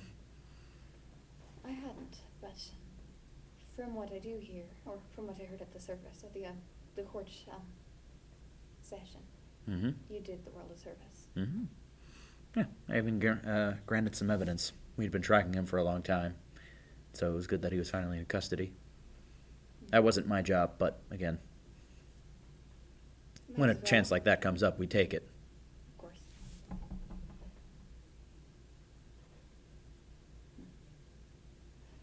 It may be that I'll have more questions on this, but for now it's good to know. Mm-hmm. Yeah, now you can say you've met yourself a protector. That's not your security guy. I'm not really sure what to think of him yet. Yeah.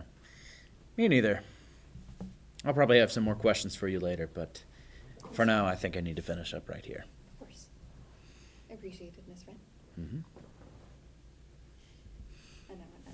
Okay, we are running Oh, a little I was low just on gonna time, say, but I was gonna go with Heisel during that conversation. okay. Would that have kind of changed anything, or just kind of he's just probably saying that because he would probably Are you like secretly eavesdropping, or are you like, "Hi, I'm here too"? I mean, probably just went high in here too. Okay, all right. No, she would have said it. Okay. All right. I'm gonna go ahead and do a little bit of a time skip to the next day because I want to get you all in Sunline. Yeah. So, actually arrived a little bit earlier than expected. While arriving in the middle of the morning, maybe the airship caught a kind of like a oh darn it, what's it called? I should really know this. The Gulf Stream or something like that. Caught some good wind, but it arrived a lot earlier than sooner. Arriving in Sunline as the sun was rising. You all can see why the city is truly called Sunline. As you approach it, you can see the entire horizon. There's the city right in the center, and then these white cliffs surrounding it that are just shining with the sun. The sun would be behind you all, but still lighting up this entire coast, as if the sun is lining the coast. And you all would see the city before you, massive, sprawling, with some of the tallest buildings you all have ever seen, even considering Bryampton. Some of you even seeing Dunwall or Winddown or Alba. But probably the strangest thing is how diverse these structures look. No uniformity, no defined nation that influenced them. If some of you are well-traveled, you would recognize styles from Tivia, from Bristol, from Morley, from Zirconos. And you all would eventually land in that city. And that is where we will pick off next session. Awesome. All right. We will see you all next week.